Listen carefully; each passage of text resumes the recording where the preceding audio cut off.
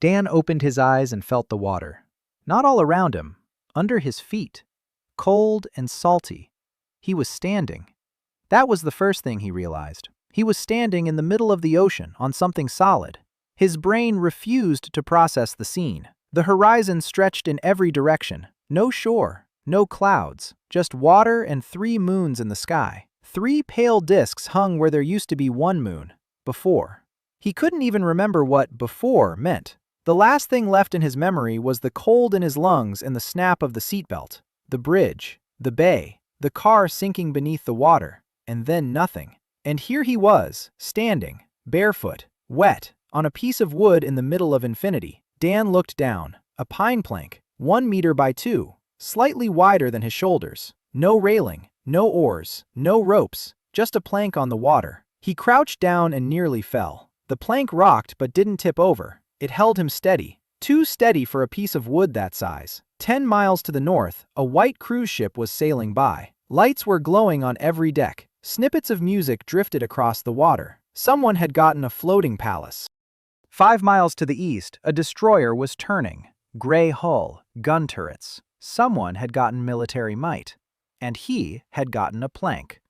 Dan sat back on his heels and just breathed for a few seconds. Panic washed over him in waves. He pushed it back the way he always did, with facts. He's alive. He's breathing. He's standing on something solid. That's already 3 points in his favor. He's a module engineer from the shipyard in Portland. 2 patents on pontoon structures. 6 years of working on things that have to stay afloat. If someone gave him a plank in the middle of the ocean, that someone is either an idiot or knows exactly who they're dealing with.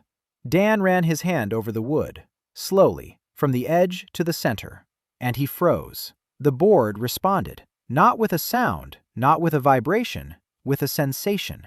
Like when you find the design point in a well-engineered joint, the point where the load is distributed perfectly and the entire structure suddenly begins to function as a single unit. He knew that sensation. He'd felt it hundreds of times at the shipyard, but never from a piece of wood on the water.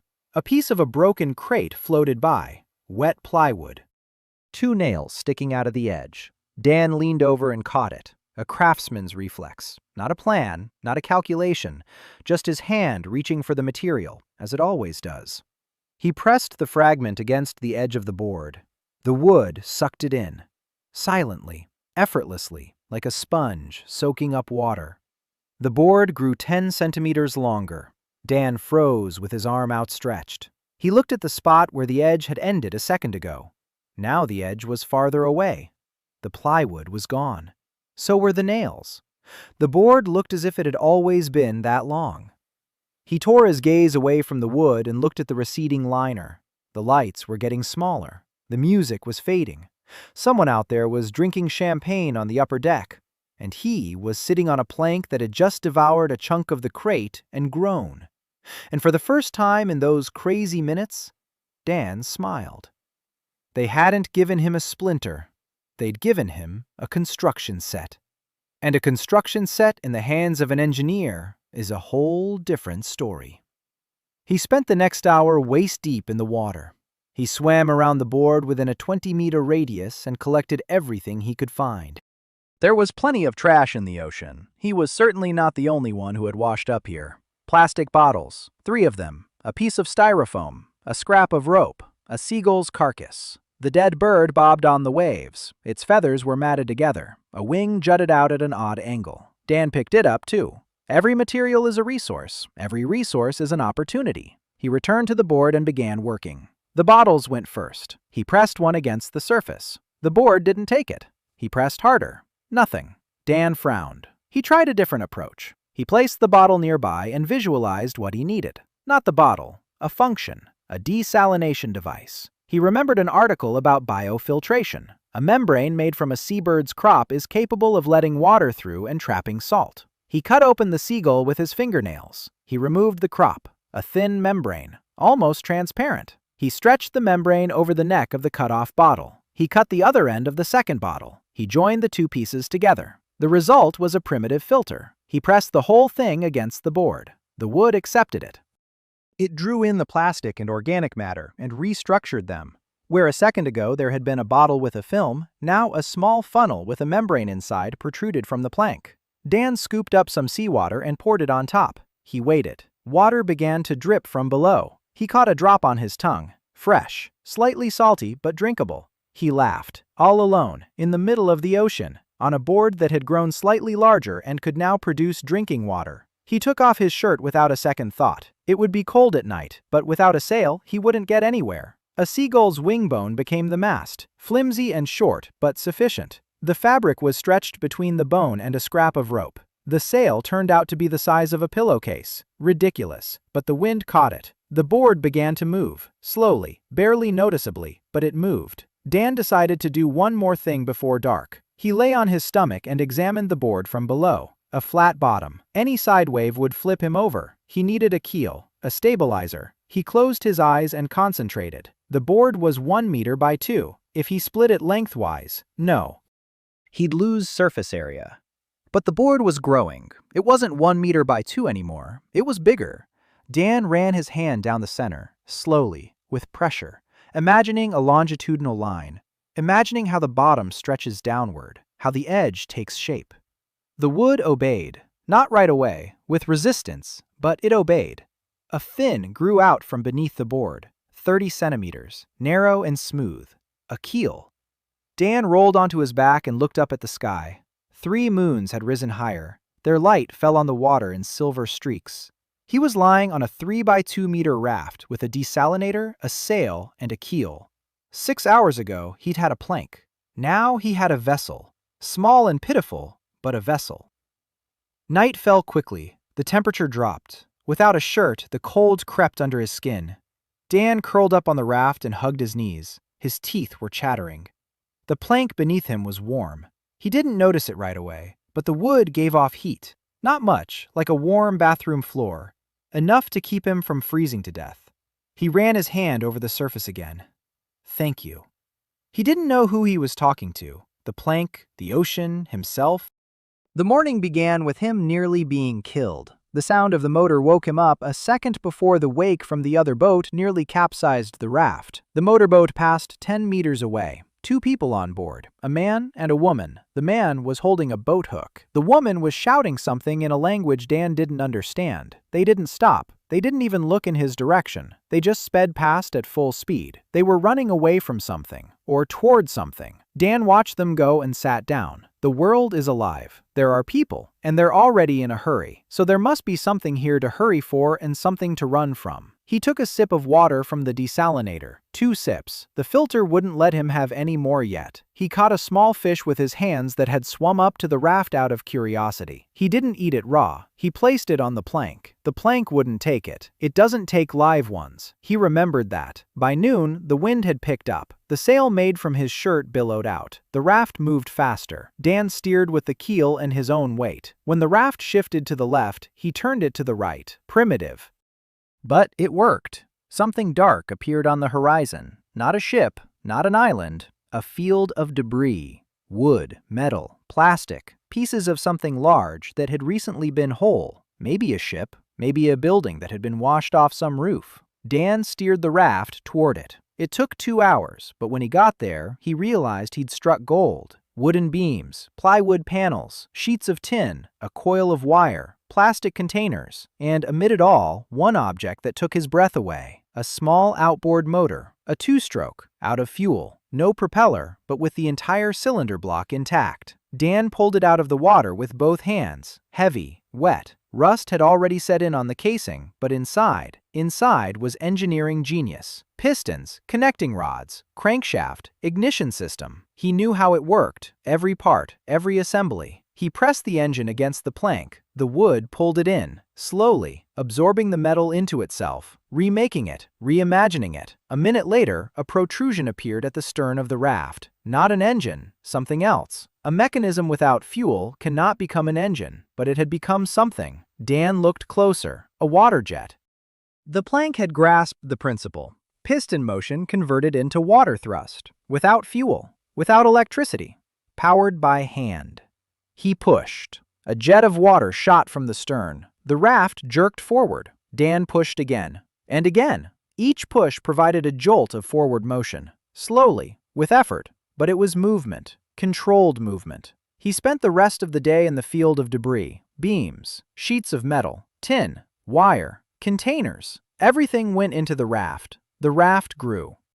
By evening, he had a 5 by 3 meter raft beneath him, with gunnels along the edges, with a desalinator that now produced a glass of water per hour, with a sail on a real mast made of steel pipe, with a rudder, with a water jet, with a small little alcove in the center where he could lie down without fear of sliding into the water. Dan lay down in that alcove and looked up at the 3 moons. Day 2. Yesterday he had a plank. Today he had a raft. Tomorrow he would see a schooner. The schooner appeared at dawn on the 3rd day. A wooden hull, tattered sails, traces of hastily patched holes on the starboard side. It was moving slowly, almost drifting. Dan saw it before it saw him. He was standing on his raft, operating the water jet, rhythmic pumps, push, push, push. The raft was moving at a pedestrian's pace, but it was moving. A man on the schooner spotted him about 20 minutes later. Dan saw someone raise binoculars to the bow, then lowered them, then raised them again. 2 more people came out onto the deck. They were looking at him and clearly couldn't make sense of what they were seeing. Not a boat, not a raft in the usual sense.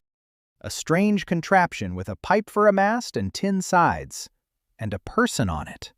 Alive. Moving straight toward them. The schooner slowed down and began to drift. That was a good sign. They were waiting for him. They weren't leaving. They didn't take aim. Dan was within shouting distance 15 minutes later. 4 people were standing on deck, 3 men and 1 woman, all Koreans. The oldest of the men, a sturdy, tanned man with a beard caked with salt, stood at the rail and stared at Dan without blinking. He asked where Dan had come from. Dan said he'd woken up on the board 2 days ago. The man asked what that thing under him was. Dan replied that it was his board. It was growing. The man was silent for about 10 seconds. Then he said he'd never seen anything like it and that Dan had better come on board and eat. His name was Jong, a former fisherman from Mokpo. He'd ended up with this schooner. Not new, not fast, but sturdy. The other 2 men were brothers, Tae-ho and Tae-min. Both young, both quiet. Tae-ho knew how to knit nets. Tae-min knew how to cook whatever Tae-ho caught. The woman stood slightly to the side and didn't approach. She was short, thin. Her wet hair clung to her face. She kept her arms crossed over her chest and looked at Dan warily. Jung nodded in her direction and said they'd picked her up yesterday. Her boat was sinking. She said her name was Mia Kim. She didn't say anything else. Dan ate. Rice with dried fish. A simple meal. The best meal of his life. The hunger he'd been suppressing for 2 days hit him all at once, and he nearly choked. Tae-min silently slid a second bowl toward him. Dan nodded in thanks. Over the meal, Jung shared what he knew. The world was flooded. Completely. Not a single shore was visible above the water. People were waking up on ships, whatever they could get. He'd ended up on a schooner. Tae-ho and Tae-min had woken up on the same motorboat, which meant the force had counted them as 1. In 3 days, they'd seen about 30 vessels, a couple of yachts, fishing boats, a barge on the horizon, and 1 military ship that sailed past without stopping. Jung said the military doesn't pick up anyone. They have their own concerns. Dan asked about the rules. Jung looked at him as if he were crazy and asked, "What rules?" Dan said that every system has rules. If the world is built according to some pattern, then that pattern has a logic to it. You just have to find it. Jong smirked and said the logic was simple. Big boats survive, small ones sink. Those are all the rules. Mia spoke for the first time. Quietly, almost in a whisper, she said she'd heard about the tide. A man from the yacht had told her about it before he sailed away. Once every 30 days, a black wave rises from the depths. It takes those who are too small. Small ships disappear, along with the people on board. No one knows exactly what size a ship needs to be to survive the tide, but single-person boats don't make it. Chong turned pale. The schooner wasn't small, but it wasn't big either. 5 people on board. Maybe it would be enough. Maybe not. Dan finished his water and said he needed to get back to his raft. Chan suggested he stay. Throw the plank over. There was enough room. Dan shook his head. He explained that he couldn't leave his ship. Not because he didn't want to, because the rule works both ways. If you spend more than a day away from your vessel, you start to fade away. Chan asked how he knew that. Dan said he could feel it. The plank was calling him. Right now. A quiet hum at the back of his head, as if someone were pulling on an invisible string. Chong looked at him for a long time, silently. Then he nodded. Dan climbed down onto his raft. Before moving away from the schooner, he turned and looked at Mia. She was standing at the rail, watching him, a notebook in her hand, a pencil tucked behind her ear. Dan asked what she'd been doing before all this. Mia replied that she'd been studying phytoplankton, marine biology, Pusan National University. Dan nodded. He asked if she knew how to work with closed aquatic systems. Mia raised an eyebrow and said that was literally the topic of her dissertation. Dan said he needed someone who understood how to grow food in water, because there was nothing around them but water. Mia was silent for 3 seconds. Then she asked why she should go with him when Cheon had a roof and food, while he had nothing but a plank. Dan replied that he didn't have a plank, he had a construction set, and in a week he'd have a ship. She just had to take the engineer's word for it. Mia looked at his raft, the tin sides, at the mast made of a pipe, at the desalinator's funnel. He put all of this together in 2 days out of trash. She silently climbed down the rope onto his raft. She didn't say a word. She just stood there beside him. Chong watched from the deck. He shook his head. He said they were both crazy. Then he threw them a sack of rice and told them to head east. There, they'd seen a field of larger debris. Dan thanked him. The raft drifted from the schooner. Mia sat on the edge and opened her notebook. Her first entry in this new world. She wrote the date, day 3. Then she described the raft. Then she wrote about Dan. He didn't see exactly what she wrote, but she wrote for a long time. They headed east until dark. Dan operated the water jet. Mia steered the sail, in silence. She quickly figured out how to catch the wind and didn't ask any questions. By evening, they found not a field of wreckage, but something better. A half-submerged fishing boat. Small, about 7 meters long, with a hole in the stern. No people. The deck was empty. The wheelhouse was open. Inside, the water was knee-deep. Dan swam around it. The boat had been abandoned. No one. No belongings. No signs of a struggle. Just an empty vessel that someone had abandoned. Maybe the owner had drowned. Maybe he'd switched to something bigger. It didn't matter. What mattered was that the boat belonged to no one. Dan placed one hand on the side of the boat. Then he placed the other on his raft. He closed his eyes. He felt the keel. This sensation didn't have a name yet. It would later. For now, it was just a hum. Warmth in his palms. Wood reaching toward wood. The dinghy began to merge with the raft. Mia jumped to her feet. She watched with wide eyes as the 7-meter dinghy slowly vanished, dissolving into the surface of the raft. Wood drawing in wood. Metal drawing in metal. The raft grew beneath her feet. It expanded. It rose. Within 20 minutes, the boat had vanished completely. Beneath them was a vessel, a real vessel, 10 meters long, 4 meters wide, with sides reaching waist high, with a bow deck, with a stern compartment where the dinghy's engine had once been, and now housed a water jet 3 times more powerful than the previous one. The dinghy's wheelhouse had become a small cabin, low, cramped, but with a roof. Mia stepped inside. She stood up straight. The ceiling almost touched the top of her head, but it was a roof. Her first roof in 3 days. She turned to Dan. Her eyes were shining. She said he hadn't lied. Dan stood on the deck of his new vessel and looked up at the 3 moons. They were brighter today, or so it seemed to him. Mia asked what it was called, all of this, the board's ability. Dan thought for a moment. He said he'd name it later. Right now, he needed to sleep. There would be a lot of work tomorrow. Mia nodded and went into the cabin. Dan stayed on deck. He lay on his back. The wood felt warm. He closed his eyes. In 26 days, the tide of oblivion would come, a black wave that wipes out the little ones. He needed to grow up, not for himself. Now Mia was on board. He fell asleep with that thought. His hand lay on the deck. The wood beneath his palm pulsed slightly, like a pulse, quiet and steady. The 4th day began with fish. Mia woke him at dawn and said she could see a school off the port side. Silvery backs glinted in the water near the surface. Dan looked down. The fish were swimming in a tight school, dozens, maybe hundreds. The problem was that they had neither a net, nor a fishing rod, nor a hook. Mia said she had an idea. She pulled a paper clip out of her notebook. One. A small one. She bent it into a hook. She tore a thread from her jacket. She tied the hook to it. She baited it with a piece of dried fish from Chong's bag. 10 minutes later, they had a fresh fish. Then a second. Then a third. Mia fished from the side of the boat, taking her time. Every movement was precise. She knew the fish. She knew how they thought. She knew where to cast and how to reel them in. Dan watched her and thought he hadn't made a mistake. By noon, they had 8 fish. Mia refused to eat them raw. She said she needed fire or at least a surface hotter than 60 degrees. Otherwise, parasites. She's a biologist. She knows. Dan nodded. He needed a stove.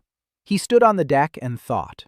Wood burns. You can't build a stove out of wood. You need metal. He had sheet metal in the sides of the boat, but if he removed the sheet metal, the sides would become lower. He crouched down and touched the deck. He asked Keel, not with words, with a thought. Could it be redistributed? The wood responded with warmth. He began to work. He shifted the sheet metal from the starboard side inward. The side sagged in that spot, but the wood immediately grew to compensate for the loss.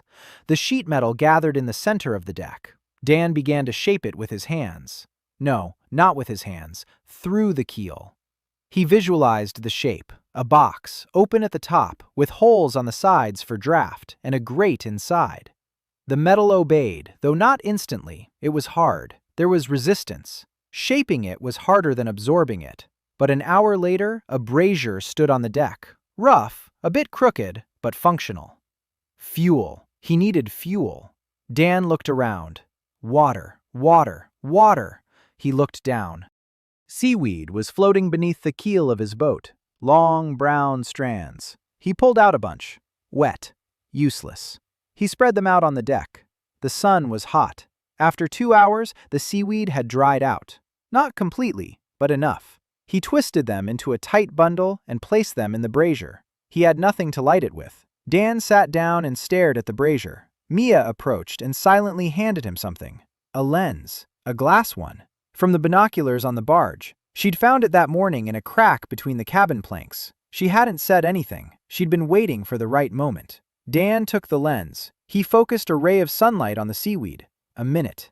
2. A thin wisp of smoke. Then a spark. Then a fire. A faint, smoldering, but a fire. The first fire in the new world. Mia placed the fish on the grill. The fat sizzled. The smell rose above the water. Dan closed his eyes. The smell of grilled fish. Simple, ordinary, incredibly beautiful. They ate in silence, sitting on the deck. Their legs dangled over the side. The hot fish burned their fingers. Mia ate it in small bites, carefully.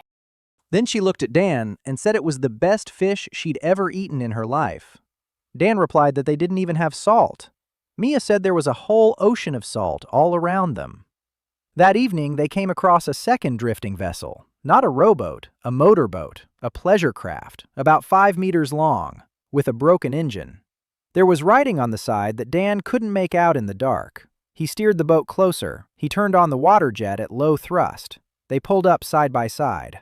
There was no one on the motorboat, but there were traces. A dent in the wheelhouse, a stain on the deck, a dark one. Dan realized what it was. Someone had been fighting here. Someone had lost.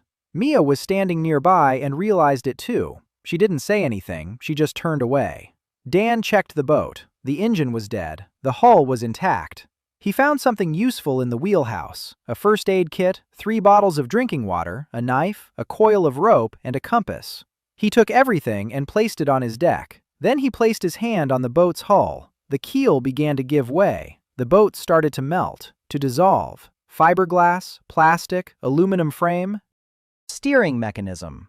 Engine. Even a dead engine held knowledge within it. Pistons. Cylinders. The principle. Half an hour later, the boat had vanished. Dan's vessel had grown to 14 meters. A second cabin appeared. Small, but separate. Mia stepped inside and froze. She looked at Dan. He said it was her cabin. Mia ran her hand along the wall. Wood and fiberglass fused into a single surface. Smooth, sturdy. She didn't say anything. She just nodded. But Dan saw her lips tremble. The 5th day brought wind, a strong one. From the north, the waves rose to a meter high. Dan's boat was rocking. The hull creaked. Dan stood on deck and listened. Every creak told him where the weak spots were. He heard what an engineer hears. Here, there's stress on the seam. Here, the hull is bending. Here, the mast is pressing unevenly against the deck. He needed a set of bulkheads, transverse, that keep the hull from buckling. Without them, the first serious storm would snap it in half. He spent the whole day rebuilding the hull from the inside, taking it apart and putting it back together, moving material from one spot to another, thickening the bottom, installing internal bulkheads.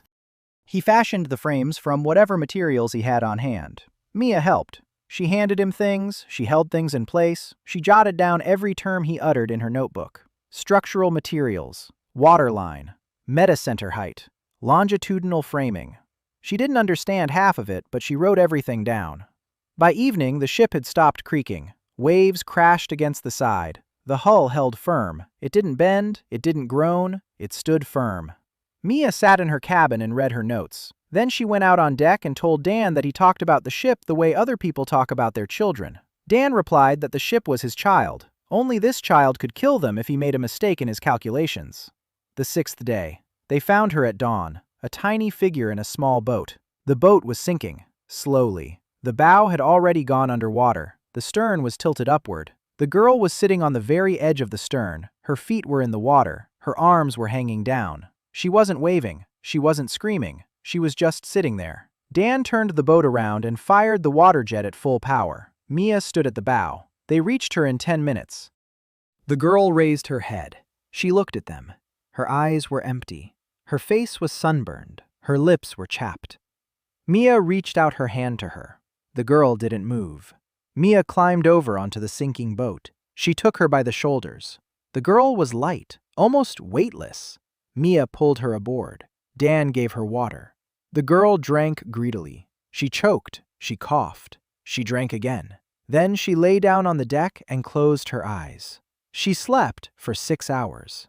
When she woke up, she introduced herself. Hannah Park, 27 years old, ship's doctor, a South Korean research vessel.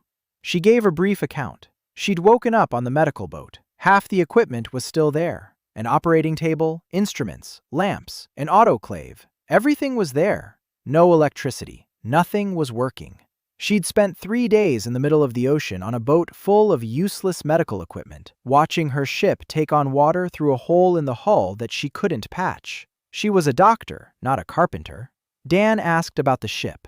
Hannah pointed aft, a kilometer to the south. Still afloat, but it would sink soon. Dan looked at Mia. Mia nodded. They turned around.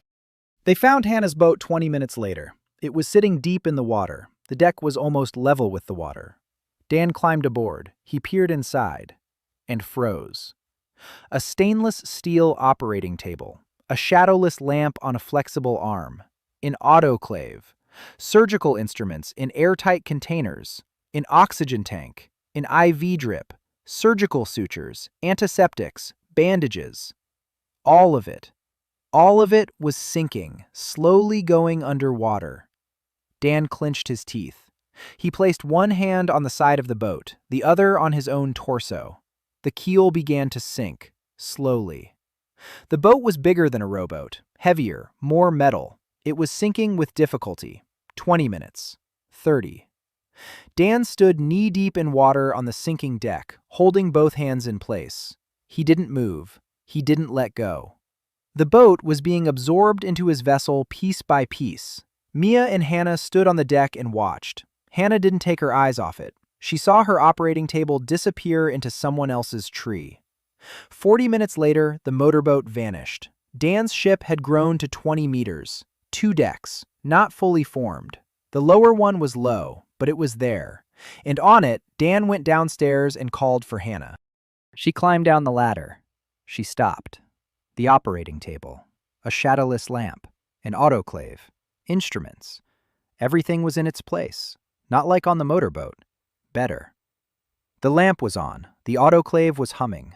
Electricity was coming from the water jet through a generator that Dan had built based on the principle of the motorboat's engine. A hydroelectric generator. Water turns the blades. The blades generate current. The current flows to the infirmary.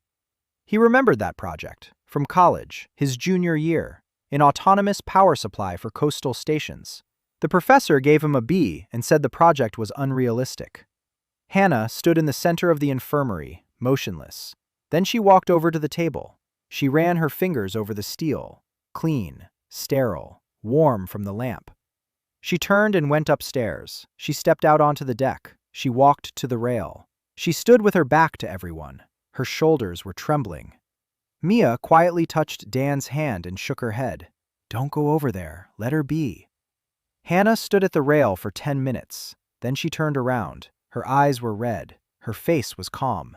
She said she needed a pipe. Anything. Any pipe. Otherwise, she'd go crazy. Dan silently pulled an empty pen casing, which he'd found on the motorboat, out of his pocket. Hannah looked at him, then at the pen. She took it. 5 minutes later, she was sitting at the stern, smoking dried seaweed through the ballpoint pen barrel. It was disgusting. But she was smiling. For the first time in 4 days. The 7th day began with what Dan called keel. He was sitting at the bow watching the sun rise. 3 moons were still hanging near the horizon. Pale, almost transparent. Mia walked over and sat down next to him. She opened her notebook. She asked how to write down what the board was doing. She needed a word, just one. Dan thought for a minute. Then he said, keel. Because the keel is the foundation of any ship, the invisible part that holds everything else together. Without a keel, there is no ship, just a piece of wood on the water. Mia wrote it down. She underlined it. Then she wrote a question next to it. Why does the keel take only what is cast aside? Dan didn't know the answer, but he thought about it every evening. The 7th day was a day of construction. The 20-meter vessel was large, but fragile. It was coming together too quickly. The materials were varied. Wood from a rowboat, fiberglass from a motorboat, metal from wreckage. All of this had to be brought together into a single structure. Dan spent the morning on the lower deck. He crawled on his knees and listened to the hull. Here, the fiberglass didn't bond properly with the wood. Here, a metal insert created a stress point. Here, a bulkhead was too far from the one next to it. He kept reworking it, hour after hour, shifting things around, tightening, making changes. The keel cooperated, but not without a struggle. The more complicated the task, the more effort it took. By noon, he was exhausted. He sat down on the deck, breathing heavily. Mia brought him some water. Hannah came over and checked his pulse. She said it was 120. That's bad. He needs to rest. Dan nodded, but he didn't rest, because Mia said she could see something to the south. A boat, a small one, heading straight for them. They waited. The boat approached slowly. After an hour, it became clear that it was a pleasure boat, about 6 meters long, a white hull, a broken engine, a makeshift sail made from a piece of tarpaulin. There was one person on board. Dan took the compass and aimed it at her. A girl, young, black hair, smeared with something dark, fuel oil. The boat came within 20 meters and stopped. The girl was standing at the stern, looking at them. Then she shouted. Her voice was high-pitched and sharp. She asked if they had any tools, any kind. She said her steering wheel was jammed and she'd been going in circles for 3 days. Literally in circles. Dan shouted back that they had tools. She should come closer. The girl shook her. She said she couldn't. The steering wheel was jammed to the right. She could only go in circles. Dan looked at Mia. Mia shrugged. Dan jumped into the water. He swam 20 meters. He climbed onto the boat. The girl backed away, wary, her hands clenched, ready to fight. Dan raised both hands. He said he was an engineer. He'd just take a look at the steering wheel. The girl didn't relax, but she nodded. Dan leaned over the stern. He dove in. He looked underwater. The steering wheel. The rudder blade was jammed by a piece of metal debris. A piece of pipe was stuck between the blade and the transom. He surfaced. He said the problem was simple. He needed to knock the debris out. He needed a hammer or a heavy object. The girl disappeared into the wheelhouse. She returned with a wrench. A big one. A heavy one. Dan looked at the wrench, then at the girl. He asked where she'd gotten a wrench on a pleasure boat. The girl said she was the mechanic's daughter. She'd grown up in the port of Incheon. Her hands had been covered in fuel oil since she was 5. The wrench had been in her jacket pocket when she woke up here. It was the only thing left from her past life. Dan took the wrench. He dove back in.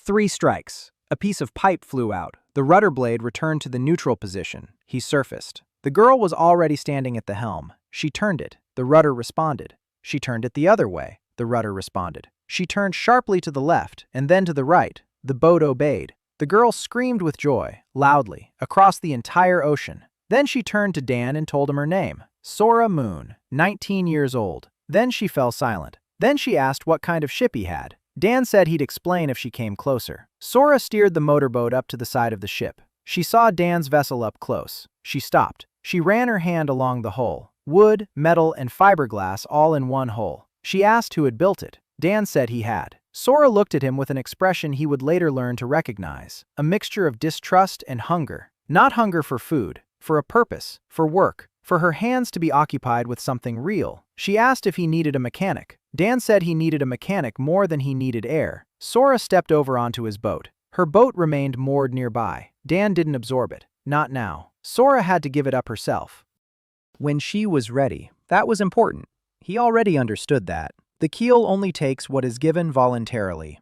Sora went down to the lower deck. She saw the water jet. She sat down next to it. She stared at it for 5 minutes without looking away. Then she said the mechanism was working, but the thrust was uneven. The left channel was clogged. The outlet nozzle needed to be cleaned and widened. Dan opened his mouth and closed it again. She'd spotted that in 5 minutes. It had taken him a day to notice the same problem. He sat down next to her and pulled a pencil stub out of his pocket. He drew a diagram on the deck. An auxiliary engine, not a water jet, a real propeller drive, with a shaft, a bearing, and blades. No fuel. Powered by muscle through a system of gear ratios. Pedal-driven. Like a bicycle. Only the result isn't wheels but the rotation of the shaft. Sora looked at the sketch. Her eyes were ablaze. She said she could build it if he gave her the materials. Dan said he had the materials. He'd put it in the right spot. All she had to do was put it together. Sora looked up at him. All her life, she'd been told that girls aren't mechanics. That getting her hands dirty with oil wasn't for her. That the docks weren't a place for a girl. And now a man she'd known for an hour was asking her to assemble an engine, and he was saying it as if it were the most normal thing in the world. She turned away. Then she turned back. She said she'd start right away. By evening, a pedal-powered propulsion system stood on the lower deck. Rough, noisy, but it worked. Sora pedaled. The shaft spun. The blades pushed the water. The boat moved forward. Faster than with the water jet. Much faster. Sora pedaled and laughed. Loudly, ungracefully, happily. Mia stood on deck and took notes in her notebook. Hannah smoked her seaweed by the rail and shook her head. Dan sat at the stern and watched the wake the boat left in the water. Straight. Straight. They were moving. Really moving. 4 people, a 20-meter boat, pedal propulsion and a makeshift sail. 22 days until the tide. At night, Dan didn't sleep. He lay in his cabin and thought. 3 people on board, Mia, Hannah, Sora. Each had come of their own free will, and every time a new person came on board, he felt the keel respond. Not with words, with warmth, with a hum. The wood became slightly denser, a little stronger, a little warmer.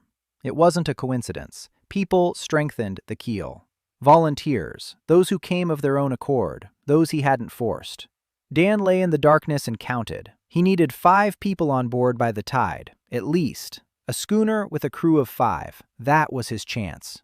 He rolled onto his side. The plank beneath him pulsed, quietly, steadily, like a heart. The 9th day. The horizon had been empty for the 3rd day in a row. No wreckage, no ships, no debris, just water and sky and 3 moons that grew brighter with each passing night. Dan stood at the bow and looked ahead. The wind carried the scent of salt and something else, something burnt, something far away. Mia walked over and said the smell was coming from the northeast. She could sense these things, a biologist's nose, a habit of picking up on the subtlest changes in the air. She said it was burnt plastic and metal. Something big had been burning, or was burning right now. Dan turned the boat toward the northeast. Sora took the controls. Hannah climbed to the highest point and looked through a homemade telescope, a lens from a pair of binoculars and a piece of pipe. Rough, but it worked. 2 hours later, Hannah shouted that she could see smoke. A black column rose above the horizon. They headed toward the smoke for another hour. Then they saw it. Debris, a lot of it, scattered over an area of several hundred meters, burning pieces of something that not long ago had been a ship, a large ship. Dan stopped the craft at the edge of the debris field. He looked around. The hull, shield, torn apart, impact marks, round holes with melted edges. Someone had fired at this ship with something heavy. Mia found a piece of the hull with letters on it, a name. Dan couldn't read it. Korean characters. Mia read it. A cargo ship, a merchant ship. She fell silent. Then she said there were clothes floating in the water. Children's clothes. Dan clenched his teeth. They walked around the area in a circle. No one alive, no one dead. Just debris and belongings. A toy, a shoe, a pot, a blanket. Someone lived here. Families, children, and someone wiped them out. Hannah walked up to Dan and said quietly, "Shells, ship's guns. Large caliber. These aren't pirates in boats, it's a warship." Dan remembered the destroyer he'd seen on the first day. Gray hull, gun turrets. He didn't know if it was the same ship or a different one. It didn't matter. What mattered was that in this world, big ships fired on small ones. Not because they had to, because they could. Sora stood on the deck and watched a child's boot bobbing on the waves. Her face was expressionless, only her hands. Her hands clenched and unclenched, over and over. Dan walked up to her, stood beside her, didn't say a word, just stood there. They stood like that for a minute. Then Sora turned and went below, to the pedals, to work, to the only thing that made sense. Dan began gathering the debris, not for himself, for the ship. Every piece of steel was a wall that would protect his people. Every sheet of plating was armor. He worked for 4 hours. Steel sheets, pipes, beams, pieces of deck planking, mechanisms, a winch, anchor chain, a pump. Everything went into the keel. The ship was growing, changing. Steel was laid over the wood. The hull was gaining weight and strength. By evening, the vessel had changed beyond recognition. 25 meters, steel plating along the waterline, a wooden deck but with a metal frame inside, 3 cabins, a galley, an infirmary, an engine room, a hold. It was no longer a raft or a boat. It was a schooner, a small one, but a real one. Dan stood on the deck and looked at what he had built. 9 days ago, he had a plank. Now he had a ship, and 3 people standing next to him, looking at the same thing he was. That night, the 4 of them sat on the deck. Hannah made tea. Not real tea, dried seaweed steeped in water, but hot and slightly bitter. It tasted like tea if you closed your eyes. Mia asked Dan about the tide. 20 days. It's big enough. At least 5 people, said the man from the yacht. There are 4 of them. Dan nodded. He needs 1 more person. But not just anyone. He needs a navigator, someone who knows how to read this sky, these currents, these moons. Because he's an engineer. He builds things, but he doesn't know where to sail. Hannah asked what he actually knew about this world. Dan listed it off. The ocean is endless. There's no land. Ships are distributed among people according to some incomprehensible principle. You can't leave your ship for more than a day. Once every 30 days, the tide of oblivion destroys the small ones. The keel devours only what is abandoned or voluntarily surrendered. The people on board strengthen the keel. That's all. Not much. Mia said she knew a few. She heard it from Chan. There are fleets, large groups of ships that sail together. Some trade, some plunder. There's one that's the biggest, the Crimson Sails, a pirate cartel. Red sails on every ship, dozens of vessels, maybe hundreds. They collect tribute. Anyone who doesn't pay gets drowned or has their people taken, women especially. Hannah put out her seaweed joint. She said she'd heard about them too. On her research vessel, before the plunge, there had been a communications officer, a military man. He'd told her that in the first days after the disaster, gangs had already appeared on the waves. People with large ships instantly realized that size meant power. It hadn't even been a week before the strongest began assembling fleets, both voluntarily and by force. Sora said she didn't give a damn about pirates. She said that if anyone came near their ship, she'd wrench his head off with a wrench. Mia smiled quietly. Dan didn't smile. He was thinking.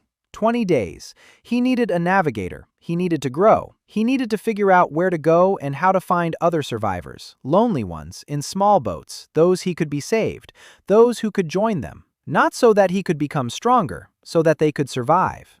He finished his seaweed tea. The bitterness lingered on his tongue. The 10th day. The wind had changed. It was blowing from the south, warm, humid. Mia said it was the monsoon, a seasonal wind. So this world has seasons. So it has a climate, so the weather can be predicted. She wrote this down in her notebook. The wind brought 2 people. Not right away. In the morning, Sora spotted an orange speck on the horizon. A life raft, inflatable, bright orange. A person was lying on it. A woman, unconscious. They approached the raft. Dan hauled the woman aboard. Hannah immediately began an examination. Dehydration, sunburn, exhaustion. But she was alive. Hannah took her down to the infirmary. She hooked her up to an IV using supplies from the medical boat. Saline solution. The woman regained consciousness 3 hours later. She opened her eyes. She saw the lamp above her. A shadowless one. A surgical lamp. She flinched. Hannah placed a hand on her shoulder and told her she was safe. The woman introduced herself. Emily Carter, 24 years old, American, former cruise ship navigator. Dan, who was standing by the gangway, nearly collapsed to the floor. A navigator. He'd been looking for a navigator, and the ocean had brought him one. Emily told her story, briefly, matter-of-factly, like a report. She had been on a cruise ship, the very same one, the one Dan had seen on the first night. Lights on every deck. Music. She was the third mate. The ship was heading south. The captain decided that if they kept moving in one direction long enough, they'd find land. Emily calculated the currents. She told the captain that to the south, the current was carrying them into an area where the water got deeper. That's bad. They needed to head east. The captain didn't listen. 2 weeks later, the liner ran into a storm. It lost speed. Emily left in a lifeboat. Her own. The one that the force had given her. A small lifeboat with a working GPS receiver. No maps. The GPS showed coordinates, but the coordinates made no sense in a world without land. A week later, the lifeboat began to deflate. A slow leak. Emily couldn't do anything. She lay down on the raft and waited. Then she lost consciousness. Then she woke up here. Dan waited until Hannah finished her examination. Then he went down to the infirmary. He sat down next to Emily. He said he needed a navigator, someone who can read the stars and the moons and the currents and chart a map of the new world. Emily looked at him for a long time. Then she asked why. Dan said that in 20 days the tide of oblivion would come. A black wave. They needed to be big enough and know where to position themselves. And after the tide, they needed to know where to go, because he was going to build a place where small ships can come and be safe. A harbor. A floating harbor. And for a harbor, you need a map. You need to know where the currents are, where the storms are, where the pirates roam, where you can drop anchor without fear.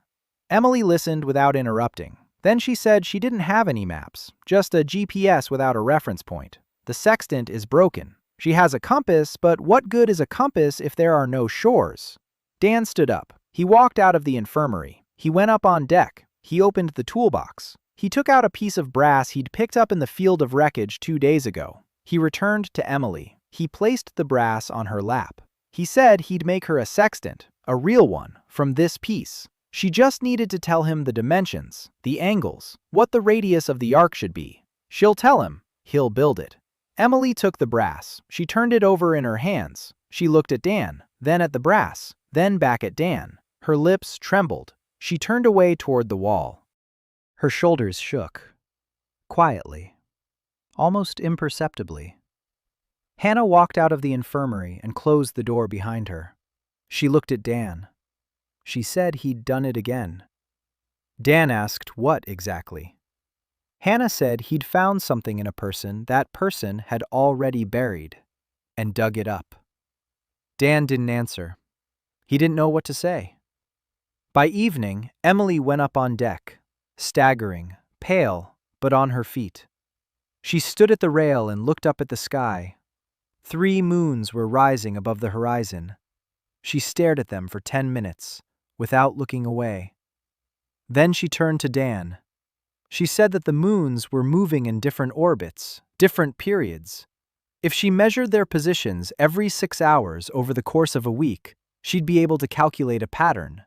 And from that pattern, she could derive a navigation system, a new one, for a new world. She needed a sextant, paper, a pencil, and time. Dan gave her all of that. He began making the sextant that very night. The brass was difficult for Kyle to work with. The metal didn't lend itself to fine work.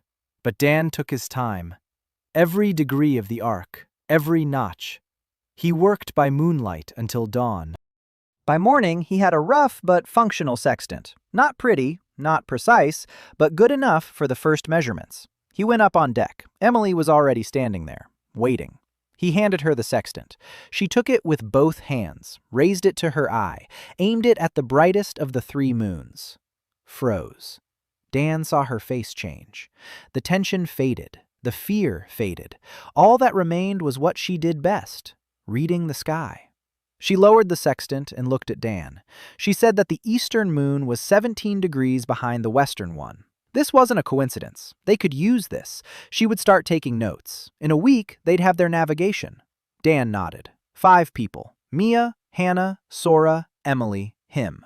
Enough for the tide. Maybe. He looked east. The sky was brightening. A new day, the 11th. 19 days until the tide.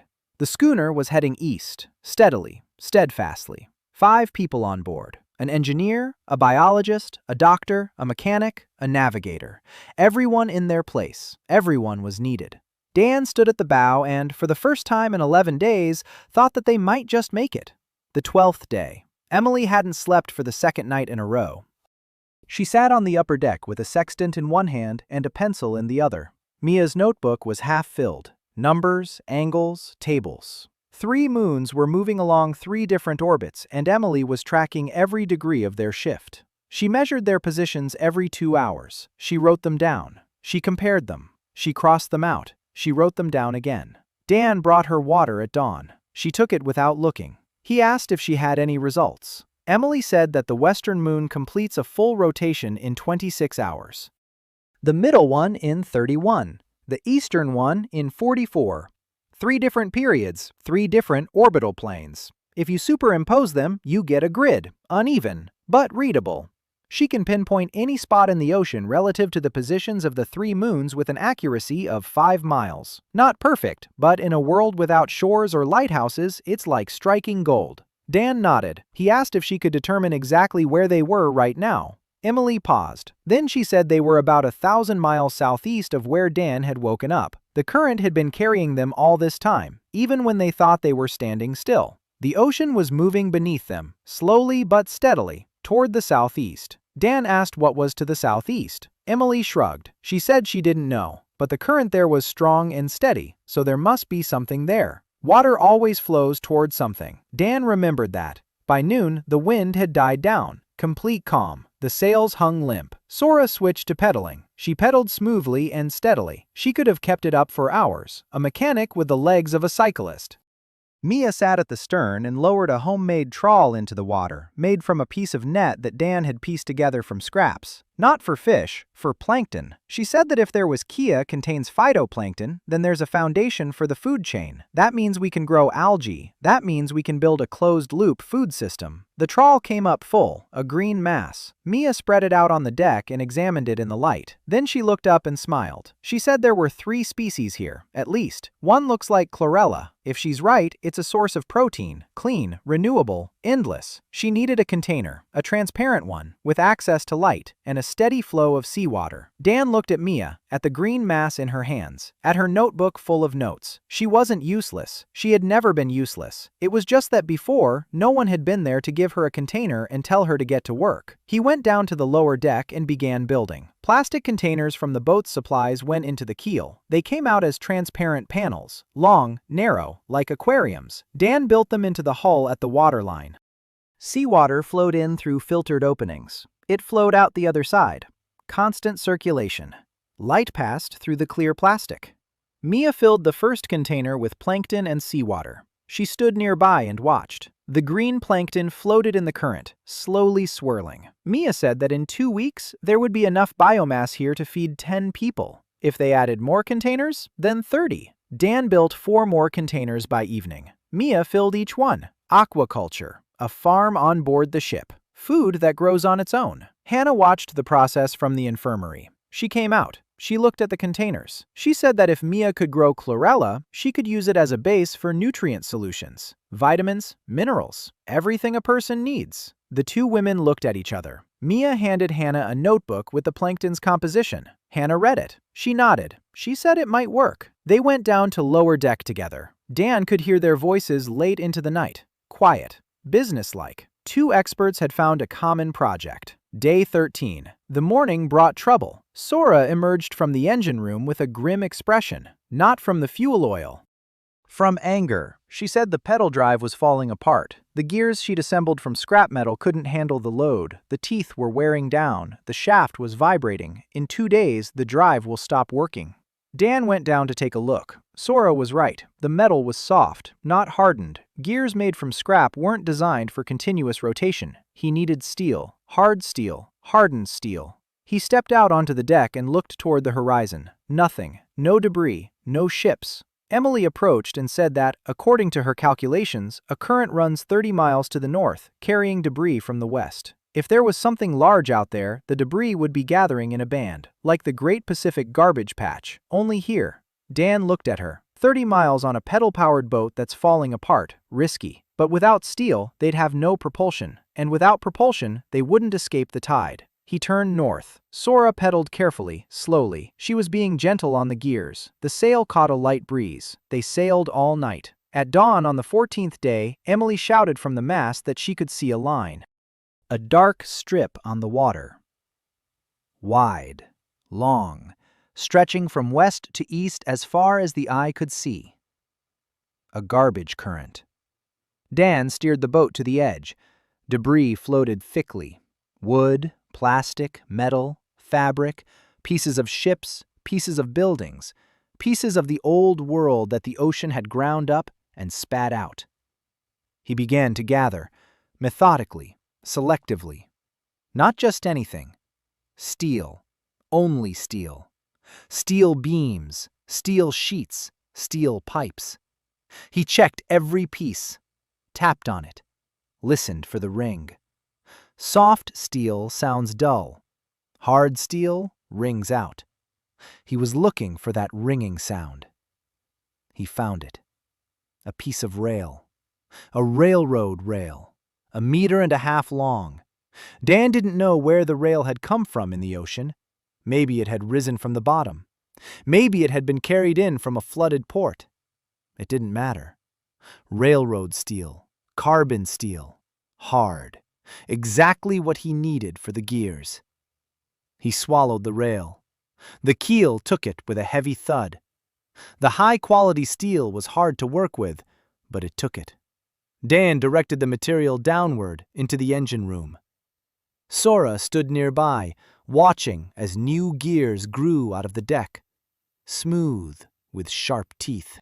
Made of steel that wouldn't wear down in a week. She removed the old ones, installed the new ones, tested them. The shaft ran smoothly, without wobble, no squeaking. Sora ran her hand over the gear. She said it was beautiful. Dan smiled. An engineer had called a gear beautiful. He understood her completely. They spent 2 days in the garbage current. Dan gathered materials. The ship grew. 28 meters, 32. The steel plating now covered the hull completely. The deck received a second layer. The cabins became more spacious. The galley expanded. Hannah's infirmary got a separate entrance and ventilation. Mia installed 10 more aquaculture containers. The greens were growing. Quickly. Apparently, the plankton in this world was more active than in the old one. Day 15. 14 days until the tide. That evening, Emily laid out the first map on the deck. Not a complete one, just a fragment. Their route over the past 6 days. The currents she had calculated. The positions of the 3 memes. Areas of debris flows. Depths she had determined based on the color of the water and the behavior of the waves. Roughly. Approximately. But it was a map.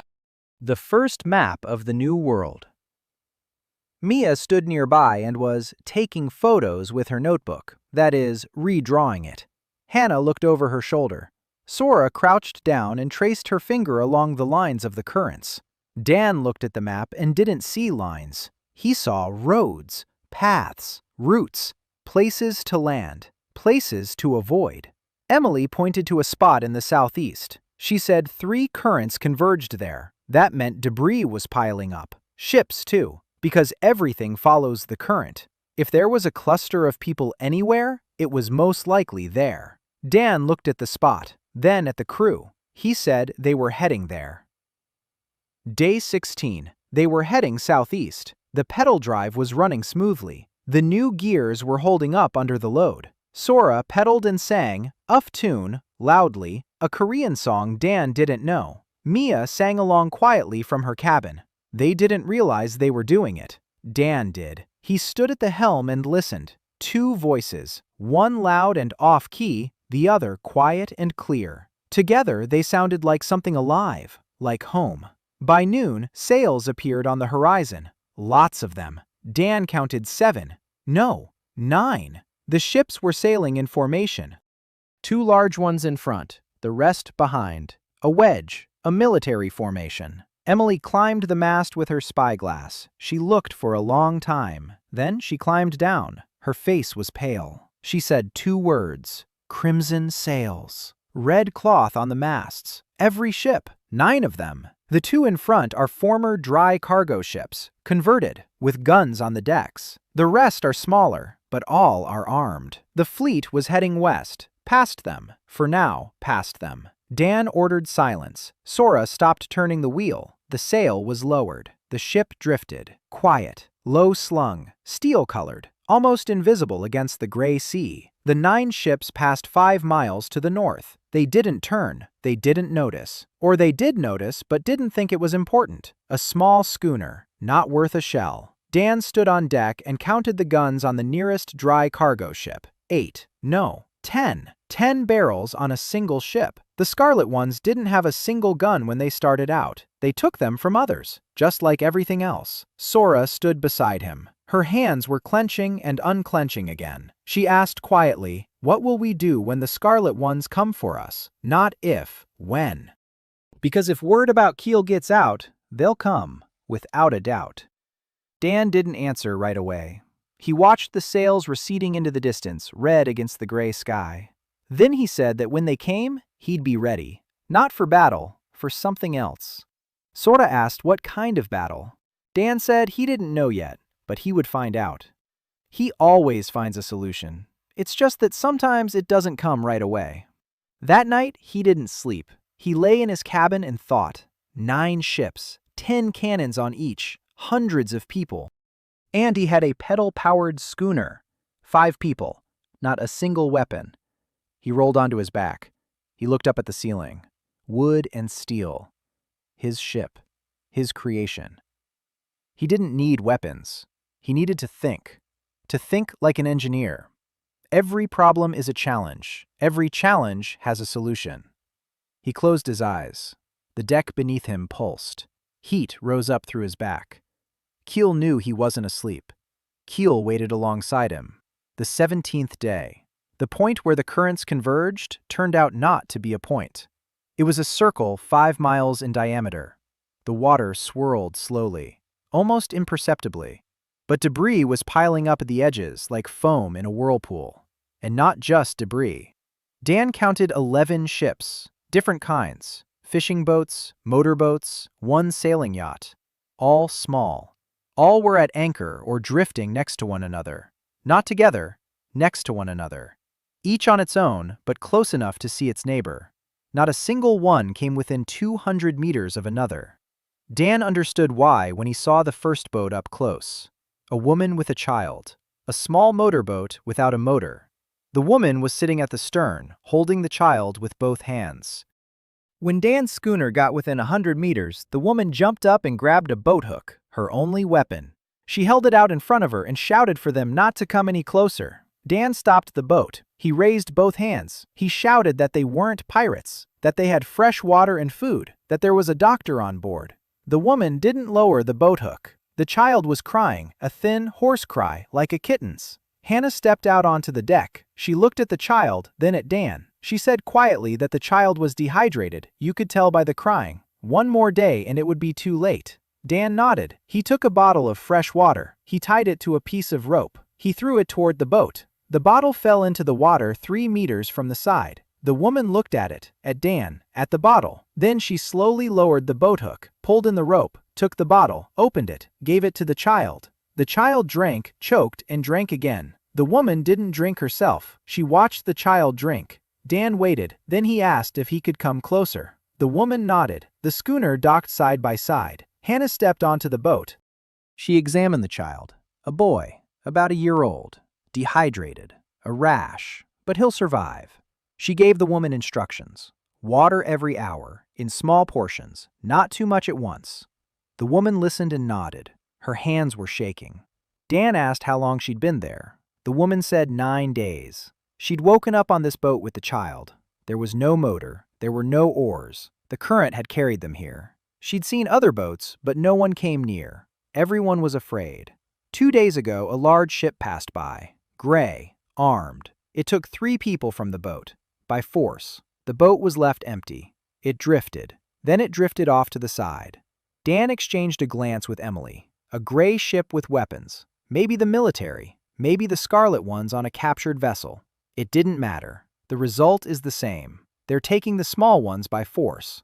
He looked at the 11 boats scattered in a circle. 11 small boats. Each one too small for the tide. Each one doomed on its own. In 13 days, the black wave will take them all. He looked at Mia. She was already taking notes in her notebook. Quickly, without looking up. Dan said he wanted to talk to each boat, all 11 of them, to find out who was on board, what they could do, what they had. Mia looked up and asked why. Dan said that 13 days wasn't enough time to grow on his own, but it's enough to gather those who want to survive.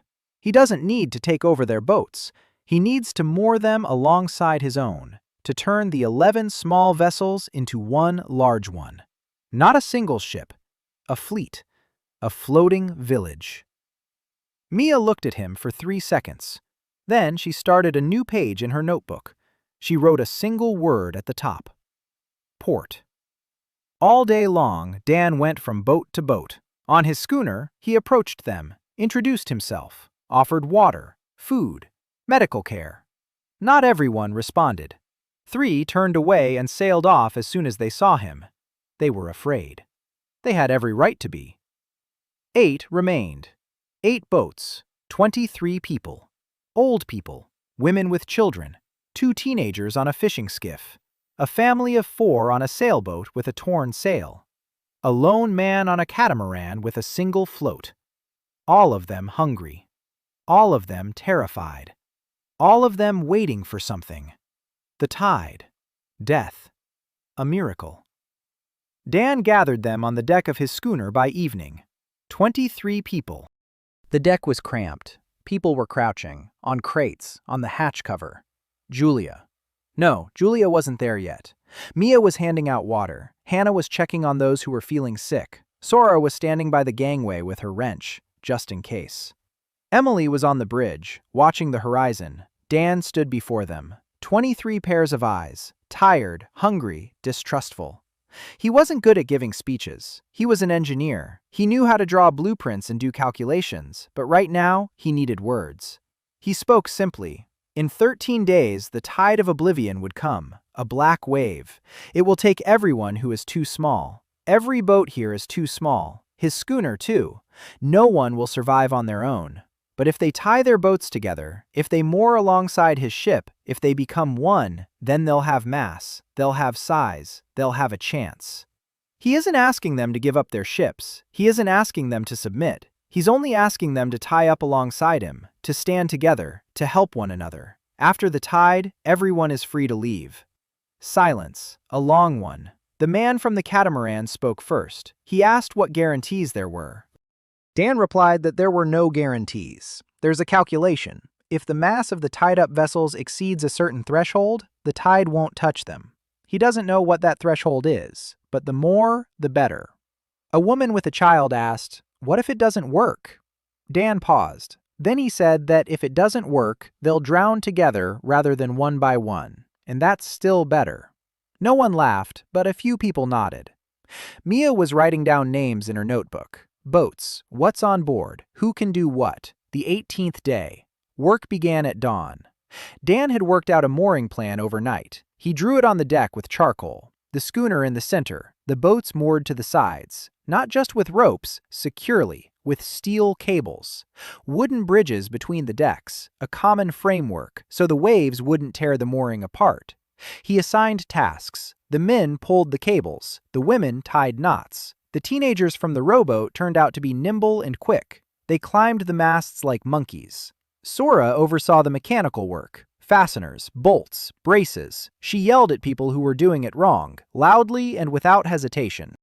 People obeyed, not because they were afraid, but because they could see she knew what she was doing. By evening, the 4 boats were moored, tightly, side by side, gangplanks between the decks, a single structure. The schooner had expanded in width, not through the keel, but through people, ropes, and planks. Dan stood at the bow and watched. It wasn't pretty. It wasn't even. A pile of boats tied together with wire and hope. But it worked. The structure held up against the waves. It didn't fall apart. Mia walked over and stood beside him. She said quietly that it looked like a floating village. Dan replied that it was a floating village, only without a blacksmith shop, without a bakery, without a school. For now, at least. Mia looked at him. He had said that word. For now. She jotted it down in her notebook. The 19th and 20th days were spent mooring the rest of the boats. 8 vessels, all moored. The fleet had grown to 70 meters in length. Absurd, multicolored, wobbly, but big. 28 people, counting Dan's crew. The 20th day brought 3 more. A sailboat emerged from beyond the horizon and headed straight for them. A lone man and 2 women, old,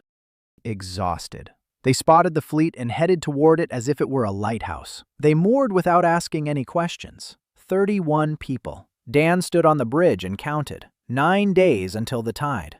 31 people. 9 boats moored. His schooner in the center. Was it enough? He didn't know.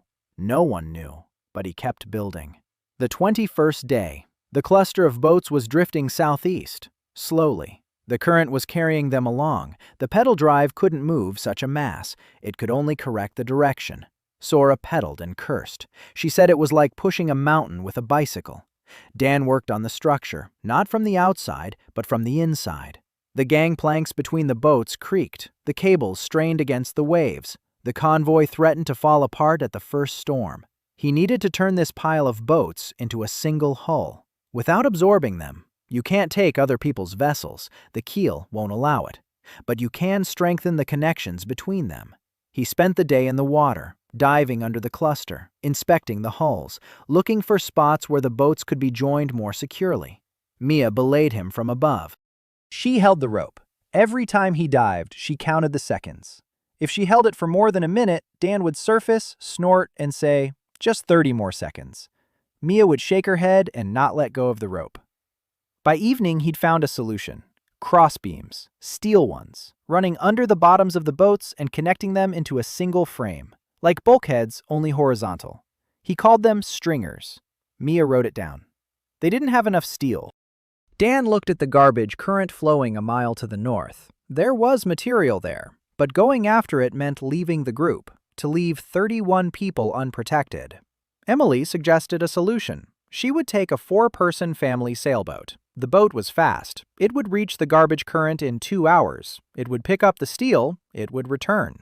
Dan looked at her. He asked if she could handle the boat on her own. Emily raised an eyebrow. She was a former cruise ship navigator. She'd steered a 60,000 metric ton vessel. She could sail this yacht with her eyes closed. Dan nodded. Emily left at dawn on the 22nd. She returned around noon. The yacht was sitting low in the water. The deck was littered with steel debris. Emily stood at the stern, wet and satisfied. She said that had brought back something other than steel. Dan looked. Among the debris lay an object that made his heart skip a beat. A generator. Diesel. Small. Portable. Out of fuel, but with an intact winding and working bearings. A generator means electricity. Electricity means light and heat and tools and communication. Dan grabbed the generator and hauled it down to the lower deck. For 3 hours, he took it apart in his head. Not with his hands. Mentally. The principle. The rotor spins in a magnetic field. The winding generates a current. It doesn't need fuel. It needs rotation. It has rotation. Sora's pedal drive. He called Sora over, explained it to her. She listened, wiping her hands with a rag. Then she nodded, said they needed a second shaft. A shaft. A branch from the main drive to the generator, through a reduction gear, to ensure sufficient RPM. They worked together until nightfall. Sora tightened the nuts. Dan guided the keel. The generator was being integrated into the hull. Not completely, partially. The keel accepted it reluctantly. A complex mechanism. Lots of parts. But by morning on the 23rd day, the generator was in the engine room, connected to the foot-operated drive via the drive shaft. Sora sat down at the pedals. She gave them a turn. The generator hummed, quietly, smoothly. The light bulb that Hannah had screwed into the infirmary flickered and lit up. Hannah stood in the doorway of the infirmary and looked at the light, real electric light, not from the hydro generator, which only worked while the ship was moving. From the pedals. Anytime, anywhere. She turned to Sora and said thank you. Sora blushed and said it was Dan's idea. Hannah looked at Dan. He was standing by the bulkhead, rubbing his eyes. He hadn't slept in 2 days. Hannah walked over to him. She put her hand on his shoulder. She told him he needed to sleep. Right now. Not in an hour. Now. Dan started to say that the stringers weren't ready. Hannah squeezed his shoulder tighter. She said the stringers could wait. But his heart, beating at that rate, couldn't wait. She was a doctor. She knew. He'd either go to sleep now or she'd put him to bed herself. Dan looked at her. Hannah looked back at him, calmly, firmly, without a smile. He nodded. He went into his cabin. He collapsed onto the bunk. He fell asleep before his head even touched the pillow. He woke up on the 24th day. He'd slept for 14 hours. He went out on deck. The stringers were ready. He stopped. He looked down. Steel beams ran beneath the 4 boats. Straight, parallel, secured with bolts and wire. Sora was standing on the gangway between 2 boats, elbow deep in fuel oil. She was smiling. She said she hadn't waited. She'd taken his blueprint from the deck, read it, understood it, did it. 4 boats, the rest by evening. Dan opened his mouth, closed it, opened it again, said the blueprint was a rough draft. She replied that whether it was a rough draft or not, it worked. The structure didn't creak. Dan went down and checked it. Every joint, every bolt, every tie. Sora had done everything right. Not the way he would have done it, differently, but right. In one place, even better. She'd added a diagonal brace that wasn't in the drawing. Dan looked at the brace, then at Sora. He asked how she knew about diagonal braces. Sora shrugged. She said her father used to install them on dock structures at the harbor. She'd seen it since she was a child. She just knew that was the right way to do it. Dan nodded. Then he said quietly that the brace was perfectly positioned and that he himself wouldn't have thought to put it there. Sora froze. Then she turned away, quickly, but Dan noticed. Her ears turned red. The 25th and 26th days were spent reinforcing the framework. All 9 boats were connected by stringers, a shared frame, shared gangways, a shared deck in the center where people could gather. Dan built a canopy out of sailcloth over this deck. Shade. The first shade for people who had been baking in the sun for 2 weeks. A woman with a child sat under the canopy, feeding the boy chlorella porridge that Mia had prepared. The boy ate and laughed. The first child's laughter on the raft. The people around fell. They listened. Hannah stood at the railing, smoking her seaweed roll. She watched the child. Then she put out the roll and went into the infirmary. She closed the door. Dan didn't follow her. He knew she needed to be alone. The 26th day. 4 days until the tide. Dan didn't sleep that night. Again. He sat on the bridge and looked at Emily's map. She had updated it, added new currents, new depth measurements. The tide zone. According to her calculations, the wave would come from the west, always from the west. She couldn't explain why, but the 3 measurements of the moon's positions all matched. West. Dan looked at the map and did the math. A 70-meter-long bundle. Mass. He did the math in his head. Not enough. Maybe it'll be enough. Maybe not. He didn't know the threshold. No one did. Hannah came up to the bridge, silently. She sat down next to him. She was silent for a long time. Then she spoke. Not about the tide, about herself. She said there were 23 people on her research vessel. She was the only doctor. When the descent began, the ship lost power. The electricity went out. 4 wounded people were in the infirmary. Without power, she couldn't do anything. The lights didn't work. The equipment was silent. She stood in the dark next to people who were dying and couldn't even see their faces. All 4 died. She heard them stop breathing, one after another. Then she woke up on the medical boat, alone, with equipment that didn't work, as if to mock her. She fell silent. Dan was silent too. Then he said that her infirmary on this ship was up and running. The lights were on. The autoclave was humming. And if a wave came in 4 days, there would be wounded, and she needed to be ready. Not to stand in the dark, but to work in the light. Hannah looked at him for a long time. Then she said, he was a strange man. He doesn't offer comfort. He gives her work to do. And for some reason, that helps more than any comfort. Dan shrugged. He said he was an engineer. Engineers solve problems. They don't discuss them. Hannah stood up. She walked over to him. She leaned down. She kissed him on the forehead. Briefly, dryly, like stamping a seal. Then she turned and went below. Dan sat on the bridge and touched his forehead. The deck beneath him pulsed, slightly faster than usual. Day 27. 3 days until the tide. The morning began with a shout. Tae-min, the guy from Chong's launch. He was standing at the bow of his boat, which was moored at the western end of the line, and was pointing toward the horizon. A ship, a big one, heading straight for them. Dan climbed up to the bridge. He picked up his binoculars. He looked. A ferry. Old. Rusty. Huge. 40 meters long. It was moving slowly. Smoke was coming out of the stack, so the engine was running. There were no people visible on deck.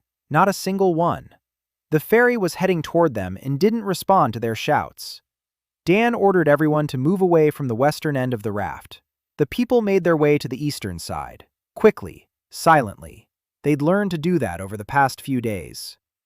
The ferry came within 300 meters and stopped.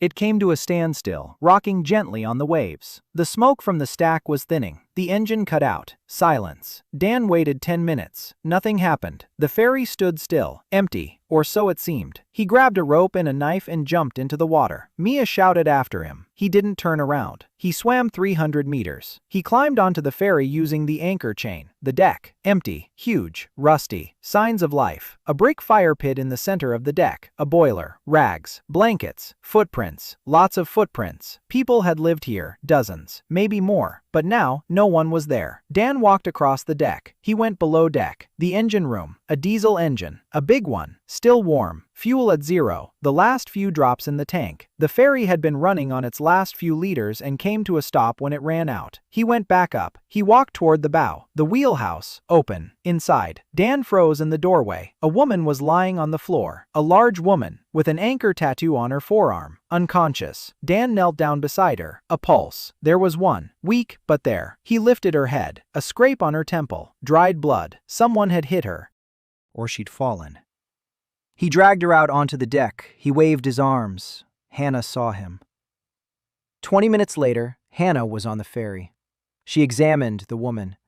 Concussion, dehydration, 3 days without water. But she'd survive.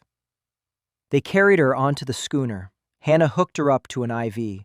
The woman regained consciousness 6 hours later. She opened her eyes. She saw the ceiling of the infirmary, a lamp, the IV. She turned her head. Hannah was sitting next to her. The woman asked where she was. Hannah said, "On the ship." "You're safe." The woman introduced herself. Julia Stone, 30 years old, American, ship's cook, transatlantic freighter. Dan went down to the infirmary when he heard she had woken up. He stood in the doorway. He listened. Julia told her story. She woke up on this ferry, alone. The ferry was enormous. The kitchen was gigantic, empty. Just one potato in the hold. She'd been drifting alone for 2 weeks. She cooked for herself out of nothing. Seaweed, fish, whatever she caught. The kitchen was functional. A gas stove. There was gas, but there was no one to feed. She fed herself in a kitchen designed for 200 people. Then people came to the ferry. A group. 11 men in 3 boats. They saw the ferry and decided it was theirs. Julia let them on. She fed them. She was happy. Finally, someone to feed. 3 days later, they decided the ferry was too big for one woman. They took it. They threw Julia off. Literally. One of them hit her and shoved her into the wheelhouse. They were already far away when the fuel ran out. The engines stopped. They abandoned the ferry and left in their own boats. They took all the gas, all the food, everything she had prepared. Julia lay in the wheelhouse for 3 days, without water, unable strength to stand. The ferry drifted with the current, and it brought her here. Dan listened in silence. His fists were clenched. His fingernails dug into his palms. He asked one thing. Is the ferry her ship? The one the Force gave her? Julia nodded. Her ship, with her kitchen, which had been taken from her. Dan left the infirmary. He went up on deck. He looked at the ferry. 40 meters of rusty iron, a gigantic kitchen. No fuel, no crew. But it's Julia's ship. That means Keel can't take it. Only if she gives it up herself. He won't ask. Not now. He'll moor the ferry to the cluster of boats, and that's it. Julia will decide the rest on her own. The job took the entire 28th day. The ferry was heavy. Mooring it to a cluster of small boats was like tying an elephant to a flock of sheep, but Dan found a way. The ferry was positioned on the western side, with its side facing the cluster. Steel cables, stringers, braces. The ferry became a wall, a shield, between the small boats and the open ocean. The cluster doubled in size, not in length, but in mass. The ferry weighed more than all the other boats combined. Dan stood on the deck and looked at the structure. The convoy with the ferry, 70 meters long, 40 meters wide including the ferry. 32 people, 10 vessels. It looked like something. It looked like a port. Day 29. 1 day until the tide. Julia got to her feet in the morning. She was unsteady on her feet, but she was standing. Hannah told her to stay in bed. Julia said she'd go crazy if she stayed in bed. She needed to cook. Hannah looked at Dan. Dan looked at Julia. He asked if she could make it to her kitchen on the ferry. Julia said she'd get there even if she had to crawl. Dan led her onto ferry, across the gangplanks. Slowly, she leaned heavily on his arm. They reached the kitchen. Julia stopped at the threshold. The stoves were still there, the cutting tables, the sinks, the shelves. Everything was empty. Everything had been looted, but it was still there, her kitchen.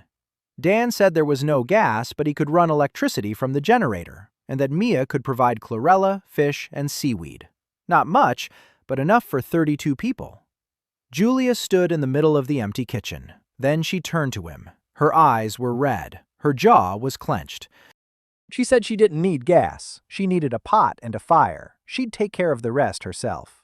By evening, Dan had run power from the generator to the ferry. Sora helped pull the cable. Julia found a pot in the kitchen that the robbers had left behind. Just one, a big one, covered in soot. They hadn't taken it because it wouldn't fit in the boat. Julia washed it. She set it on the electric stove that Dan had assembled from a heating element and a sheet of steel. Mia brought fish, chlorella, and seaweed. Julia cooked for 2 hours, silently, intently. She chopped, she stirred, she tasted. She added seawater instead of salt, dried seaweed instead of spices. People gathered on the deck in front of the kitchen. All 32 of them. They stood and waited. The smell wafted from the kitchen. Hot, rich, the smell of food. Real, hot food prepared by hands that know what they're doing. Julia came out with the pots. She set them down on the deck. She handed out plates. No, there were no plates. She handed out lids from containers, pieces of tin bent into little bowls, anything you could pour into. She poured for everyone. Soup, thick, fishy, with herbs. With something that was impossible to identify, but that gave the flavor depth. People ate, in silence. A woman with a child cried as she ate. The teenagers from the rowboat were eating so fast that Julia slapped one of them on the hand and told him that hot food should be eaten slowly. Taemin tasted it. He closed his eyes. He said one word. Home. The soup was like home, like the one that had sunk. Julia stood in the middle of the deck with an empty pot and watched as 30 or 22 people eat what she'd cooked. Dan stood by the bulkhead. Mia was next to him. Hannah was behind him. Sora was crouching with a plate. Emily was on the bridge with a mug of soup. Everyone was eating. Everyone was silent. Everyone was on the same deck under the same sky 1 day before the end. Or before the beginning. Julia turned to Dan. She said quietly that he should sit down and eat and stop thinking he was the only one going through this. Dan sat down. He ate. The soup burned his tongue. He wasn't thinking about the tide. For the first time in 29 days, he wasn't thinking about the tide. He was thinking that this soup was the most delicious thing he'd ever tasted in either world. The night before the tide. No one was sleeping. People sat on the decks, talking quietly. The children lay in the schooner's hold, where it was warmest. A woman with a child rocked the boy and sang him a lullaby. Dan stood on the bridge. 5 girls stood beside him, Mia with a notebook, Hannah with the clean hands of a surgeon, Sora with a wrench in her pocket, Emily with a sextant, Julia with a pot she had washed and was holding like a shield. Dan looked west. It was dark there, darker than it should be.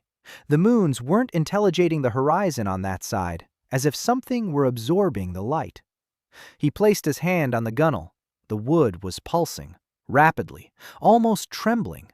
The keel could feel it. It was coming. The 30th day. Dawn didn't come. The sky to the west turned ink black, not just dark, black.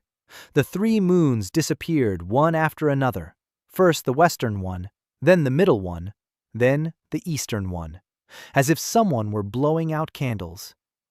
Emily stood on the bridge and watched the barometer, a homemade one, a bottle of water and a tube, primitive, but it showed the pressure. The water in the tube was rising, fast. The pressure was dropping. That meant one thing. Emily said quietly, "It's coming." Dan stood at the bow, looking west. He could see it. A line on the horizon. Straight. Too straight to be a wave. Dark. Rising. It was moving slowly, or so it seemed. At that distance, it was hard to gauge its speed. But the line was growing. Rising. What had looked like a strip on the horizon was becoming a wall. He turned to the crew. Everyone was at their stations. Emily on the bridge, heading straight toward the wave. That was the only correct position. If they were broadside to the wave, it would crush them. Sora was in the engine room. Pedals, propulsion, generator, everything had to be working. Hannah was in the infirmary, instruments at the ready. The table was clean. She was waiting for the wounded. Mia was on the lower deck, monitoring the aquaculture. If the containers broke, they'd lose their food. Julia was in the schooner's hold with the children, with the women, with those who couldn't help but were afraid. She was handing out hot broth, made from the last of the fish, using the last of the electricity, because a person holding a hot mug feels just a little less afraid. Dan stood alone on deck.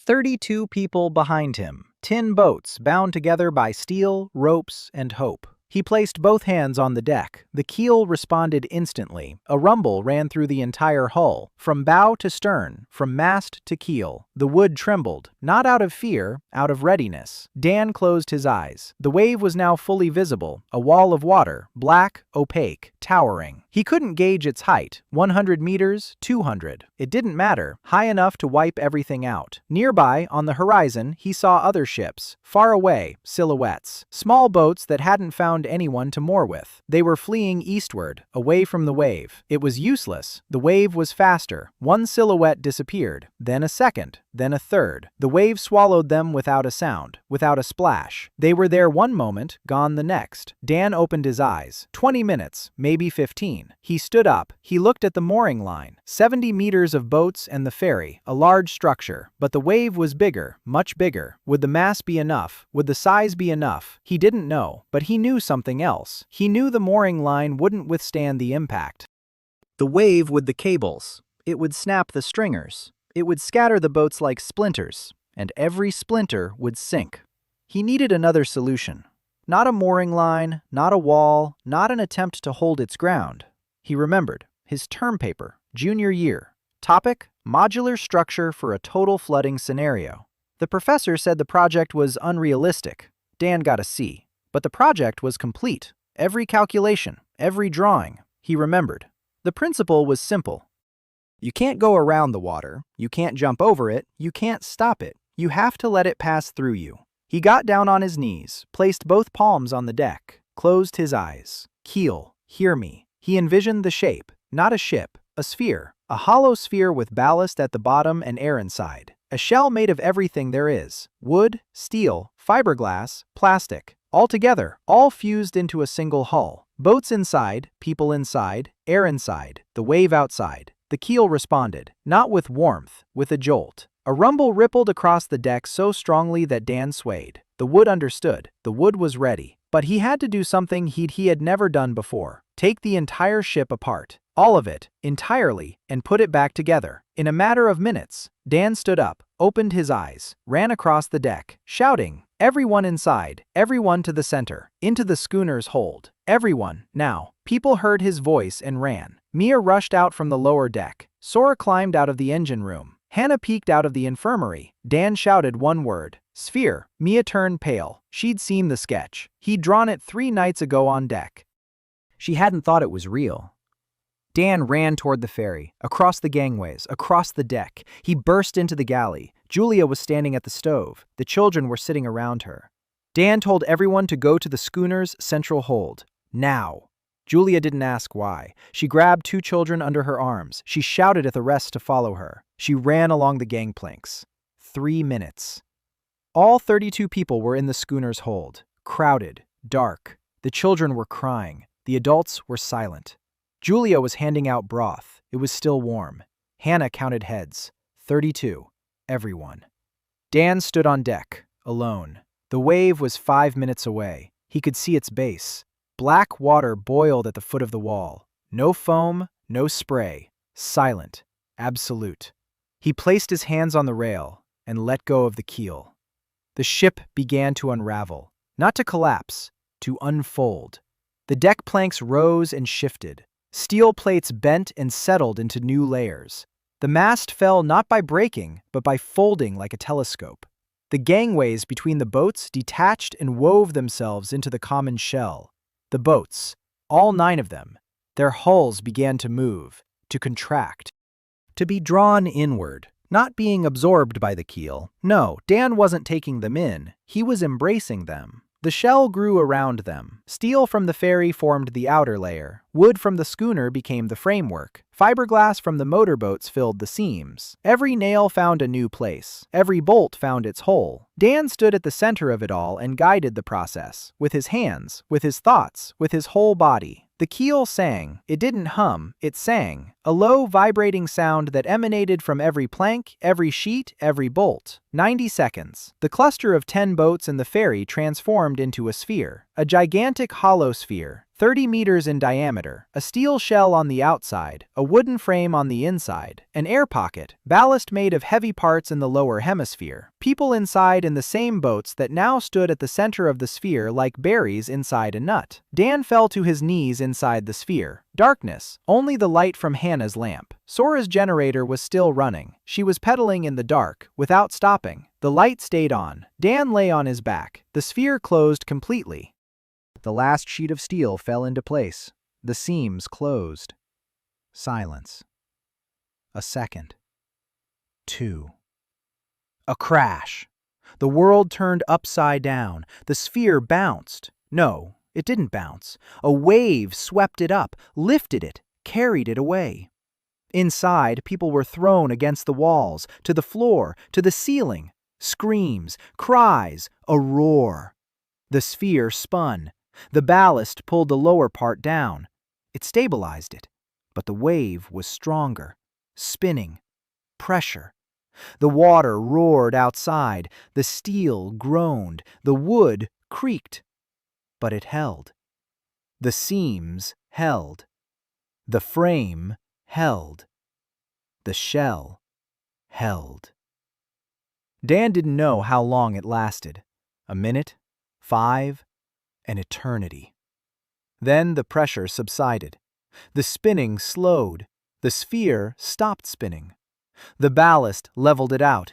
Heavy side down, light side up. Silence. Complete. Absolute. Then Julia's voice from the darkness. She asked if everyone was alive. Voices, one after another. Yes. Yes. Yes. 32 yeses. Not a single silence. Hannah turned on her flashlight. She shone it on their faces. Blood, bruises, scrapes.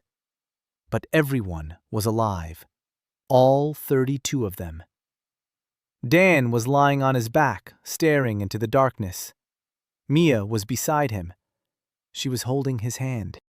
He couldn't remember when she'd taken his hand, but she was holding it, tightly. He squeezed back. Then he stood up. He staggered. He walked over to the wall of the sphere. He placed his palm against it. He asked Kill, quietly, without words, "Open it." The steel parted. Light poured in. Sunny, bright, blinding. Dan squinted. He opened his eyes. The ocean. Clear, smooth, like glass. 3 moons hung in the west, pale, calm, as if nothing had happened. Debris floated around the sphere, lots of it. Wood, plastic, fabric. What remained of those who hadn't survived? Dan looked at the debris and said nothing. Behind him, people were climbing out of the sphere. They squinted into the sun. They cried. They laughed. They hugged each other. Teenagers on the barge were shouting something unintelligible and jumping around on the deck. A woman with a child sat on a sheet of steel, rocking the boy. The boy was asleep. He'd slept through the entire tide. Dan stood at the edge of the sphere and looked at the debris. Then he placed his hands on the shell. He began to take the sphere apart, slowly, carefully. The boats inside were released, one after another. They returned to the water, intact. The ferry settled back into place. The schooner reassembled itself. The gangplanks stretched between the decks. The connection was restored. Not in 90 seconds. It took 3 hours. Dan worked in silence. Every knot, every bolt, every sheet back in its place. When he finished, he sat down on the deck and couldn't get up. Mia brought him water. Hannah checked his pulse. Sora brought a blanket. Emily stood on the bridge and set a course. Julia went to the galley. Dan sat on the deck wrapped in a blanket, drinking water in small sips. Floating around the fleet were the wreckage of 3 ships that hadn't survived the tide, belonging to no one, abandoned, dead. The keel reached out toward them, quietly, questioningly. Dan nodded. The wreckage began to merge into the schooner, slowly, piece by piece. Wood, steel, copper, glass. By evening, the schooner had doubled in size, 40 meters, 3 full decks, 8 cabins, an expanded galley, an expanded infirmary, a workshop for Sora, a bridge with a navigation table for Emily, a laboratory for Mia. It was no longer a raft, not a boat, not a schooner. It was a brig, a 2-decked one, with a crew of 32. Dan lay on the deck and gazed at the stars. 3 moons were rising in the east, full, bright. Mia sat beside him. She was writing in a notebook. Hannah was smoking by the rail. Sora was sleeping in the engine room, curled up by the pedal drive. Emily was standing on the bridge, marking new points on the map. Julia was clanging pots and pans in the galley. Somewhere far off on the horizon, ships were anchored, many of them. Lights, silhouettes. Someone else had survived the surge. Dan closed his eyes. The board beneath him pulsed, quietly, steadily, just like on the first day. Only now the board was the size of a brig, and on it were 32 people who would sleep in warmth tonight. He fell asleep with that thought. Day 32, 2 days after the tidal wave. The ocean was emptier than ever. The debris had been carried away by the current. The horizon was clear, not a sail in sight, not a wisp of smoke, just water and sky. Dan stood on the bridge and looked at Emily's map. She had updated it after the tidal wave. She'd added a new zone. Red. The impact zone. The area where the wave struck with maximum force. A wide strip stretching from west to east. Everything within that strip that lacked sufficient mass had vanished. Emily said that, according to her calculations, there were 28 days until the next surge. Not 30, 28. The cycle is tied to the mean moon. The period is 31 hours. 28 days of 31 hours each equal exactly 36 full revolutions of the mean moon. This is no coincidence. It's mechanics. Dan nodded. He asked if they'd have enough mass for the next time. Emily. Then she said that this time they'd been pushing it to the limit. The sphere held, but the shell cracked in 2 places. She'd seen the cracks when the sphere opened. If the next surge was stronger, they wouldn't hold out. Dan looked at the brig. 40 meters. 3 decks. A lot for a man who started with a plank. Not enough to protect 32 people from a wall of water. He needed to grow. Faster. Bigger. But the keel doesn't take what isn't his. Only what's been abandoned. And after the surge, there was almost nothing left on the surface. The wave had taken everything. Emily pointed at the map. A spot in the southeast. She said the current had changed after the surge. A new current had appeared. A strong one, flowing south.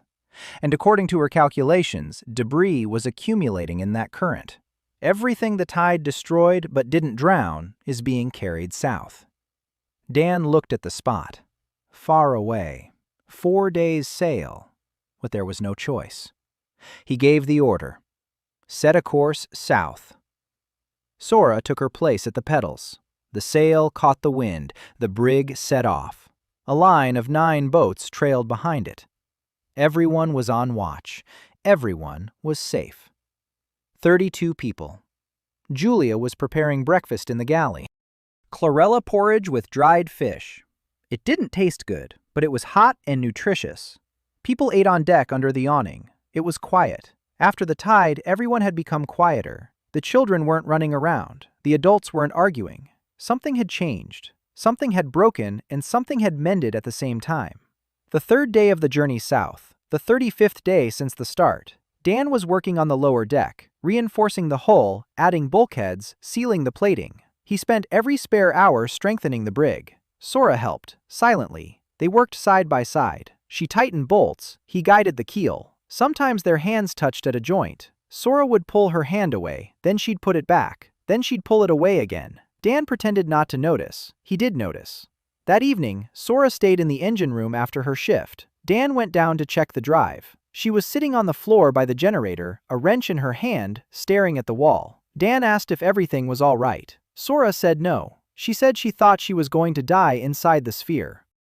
When everything was spinning and rumbling and she was pedaling in the dark, not knowing which way was up or down, she pedaled and thought that this was the last thing she'd ever do in her life. And she wasn't afraid. She felt hurt. Because she'd only just found a place where she was allowed to be a mechanic. She'd only just found someone who told her to build an engine, and he wasn't joking. And now it would all be over in a minute. She fell silent. Dan sat down next to her. On the floor, on the cold steel. He said it wasn't over. Sora turned toward him. Her eyes were red. Fuel oil on her cheek. She said he was an idiot. That he'd gone out on deck alone when the wave was coming. That he could have died. That if he'd died, the keel would have gone down with him, and all 32 people would have drowned in a steel sphere in the middle of the ocean. Dan said he knew. Sora called him an idiot again. Then she punched him on the shoulder with her fist. It hurt. Then she grabbed him by the collar and kissed him. Quickly, roughly, with a taste of engine oil and salt water. Dan didn't have time to respond. She had already pulled away. She stood up, grabbed the wrench.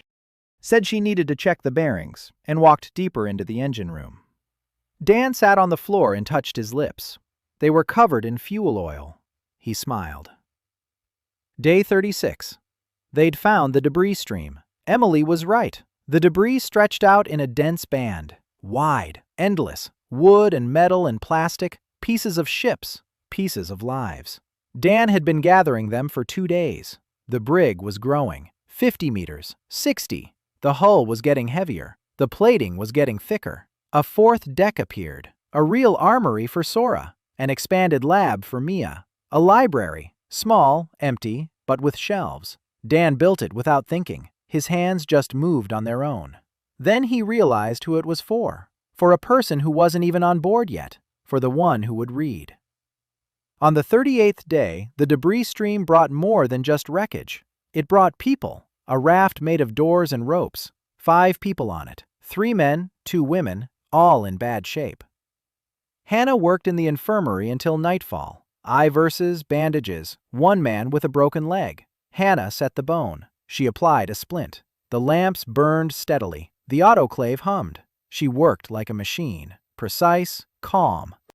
Not a single unnecessary movement. Then she went out on deck. She sat down. She lit a cigarette. Her hands didn't shake. Dan walked over. He sat down next to her. Hannah said that this time the light was on. This time she could see their faces. This time everyone was alive. Dan nodded. Hannah rested her head on his shoulder for a second. Then she sat up straight. She stubbed out her hand-rolled cigarette. She went back to the infirmary to check on the patients. 37 people on board. A 60-meter brig. Mia had named it Portland. Dan heard it and froze. Portland, his city. His shipyard, the bridge from which he'd fallen into the water. Mia said it was the right name, because a port is a place where people arrive, and Portland was Dan's port. He agreed. He wrote the name on the side of the ship, with charcoal, crooked but legible. Portland. Day 40. Portland was heading south. The wind was favorable. The sail was full. They took turns pedaling. Sora had trained 2 of the rescued men. They pedaled heavily and awkwardly, but they pedaled. The brig was moving at a speed of 6 knots. For a vessel powered by muscle and sail, that was fast. Emily stood on the bridge and adjusted the course every 2 hours. Her map was growing. New currents, new zones. She discovered a pattern. The currents in this world flowed in a spiral, a huge one, thousands of miles in diameter. And at the center of this spiral, according to her calculations, there was something, a point of stillness, a place where the currents converged and came to a standstill. She didn't know what was there, but the current carried everything there, wreckage, ships, people. Dan looked at the map. A point of stillness, a place where you could stand still and not drift, a place where you could drop anchor, if the anchor could reach the bottom. He asked Emily how deep it was there. She shook her head. She said she didn't know. But judging by the color of the water and the behavior of the waves, she guessed it was shallow, relatively speaking. Maybe a few hundred meters, not kilometers. Dan thought, a few hundred meters, the anchor wouldn't reach the bottom. But if the current there was negligible, then they wouldn't need an anchor. The ship would hold its position on its own. An ideal spot for a port. He made his decision. Set course for the point of calm. Day 42, they encountered their first merchant ship. Not pirates, not military, a merchant, a schooner flying a white flag. The captain, an elderly man named Wang Ho, came out on deck and studied the Portland through his spyglass for a long time. Then he came closer. He shouted that he wanted to trade. Dan replied that he was ready. Wang Ho moored alongside the ship. He climbed onto the deck. He looked around. His eyes grew wider with every passing second. He saw a brig that hadn't been built in a shipyard, one that had no rivets, one whose hull was made of wood, steel, plastic, and fiberglass fused into a single unit. He asked what kind of ship it was. Dan said it was the Portland. Wang Ho asked who had built it. Dan said he had. Wang Ho was silent for a long time. Then he asked what Dan wanted in return for his services. Dan didn't understand. What services? Wang Ho explained. He's a trader. He travels between settlements of survivors. He transports water, metal, fabrics, and information. And he knows that in this world, there are 3 things more valuable than gold: fresh water, weapons, and engineers. And Dan, judging by what he saw around him, was an engineer the likes of which the world had never seen. Dan said he didn't need gold. He needed information. Where the people were, where the pirates were, where the crimson sails were, where he could find those who needed help. Wang Ho sat down on the deck. He took out his pipe. He filled it with tobacco, the real stuff. Hannah looked at the tobacco as if it were a miracle. Wang Ho spoke for 3 hours. The world had changed after the first tide. The crimson sails had grown stronger. They were the fastest at salvaging wreckage. Their flagship was now a nuclear-powered missile cruiser, Captain Mark Holloway, a former commander of a private military company. He received the cruiser from the Force, the largest warship in the New World. He believes that the size of a ship is a right bestowed from above. The strong get big ships. The weak are mere planks. That's how the world works. Those who disagree go down. Dan listened, clenching his fists. Wang Ho continued. There's also the Church of Still Water, fanatics. They believe that the Force has given each person their ship, and that changing what has been given is a sin. They don't fight. They preach, but they have 7 ships, and all are armed, because sinners must be punished. Dan asked about the Admiralty. Wang Ho nodded. Cassandra Val, the only one trying to establish law on the water, a former admiral of the Navy. She was given an aircraft carrier, a real one, with planes that can't take off because there's no fuel. But an aircraft carrier is a city, 5,000 metric tons, 3,000 people. She's gathered a fleet of 40 ships around her. She controls the territory. She sets the rules. She collects a protection tax. She doesn't rob. She doesn't kill. But she also doesn't let anyone who enters her zone leave. A polite prison. Dan asked if Wang Ho knew about the man who builds ships out of nothing. Wang Ho looked at him and smiled. He said that everyone already knew about him. Rumors travel faster than the wind. The man on the board. The ship that eats debris. The engineer from Portland. 3 powers are already looking for him. The Crimson want to kill him. The Church wants to burn him. The Admiralty wants to hire him. And all 3 are wrong. Because upon seeing this ship, Wang Ho realized that Dan wasn't the kind of person you could kill, burn, or hire. He was the kind of person you had to leave alone and let him build. Wang Ho left by evening. He left a bag of tobacco. Hannah almost kissed him. He left 3 rolls of fabric. Julia took them for tablecloths. He left information. Emily plotted everything he had told her on the map. The Crimson's positions, the Church's routes, the Admiralty's zone, and the neutral clusters of survivors. The map came to life. The world took shape. Dan stood over the map and saw it. The point of rest at the center of the spiral was 300 miles to the south, a 12-day journey. Between them and that point lay the Scarlet Sails zone, straight through it. To go around it would mean losing 20 days. They didn't have 20 days. The next tide was in 18 days. Dan looked at Emily. She was already plotting a course, a straight one, through the Scarlet Sails zone. She said there was a window, a narrow one. The Crimson patrols on a schedule. 2 days on the route, 1 day in port. If they entered the zone when the patrol was heading south, they'd have 48 hours to slip through. Dan nodded. 48 hours. A 60-meter brig. 37 people. Across waters where ships with cannons sail. He looked at the crew. Mia was taking notes. Hannah was preparing the infirmary. Sora was checking the drive system. Emily was calculating angles. Julia was cooking soup. Each in her place, each doing what she knew how to do. He turned back to the map. He ran his finger along the route, straight through the Crimson, straight to the resting point, straight to the place where he would build a port. His finger stopped at the point. Dan said one word. Let's go. Day 45. The Portland entered the Crimson zone at dawn. Quiet. No lights. The sails were black. We suggested painting them with soot from the brazier. Dan agreed. 3 hours of work. The white canvas turned charcoal gray. Against the pre-dawn sky, the brig was almost invisible. Emily navigated by the stars. The moons had set below the horizon an hour ago. Darkness. Silence. Only the lapping of the water and the creaking of the wood. Sora sat at the pedals and turned them slowly. A quiet glide. A minimal wake. 37 people were silent, even the children. A woman with a child held the boy's mouth shut with her palm. Not roughly, gently, but firmly.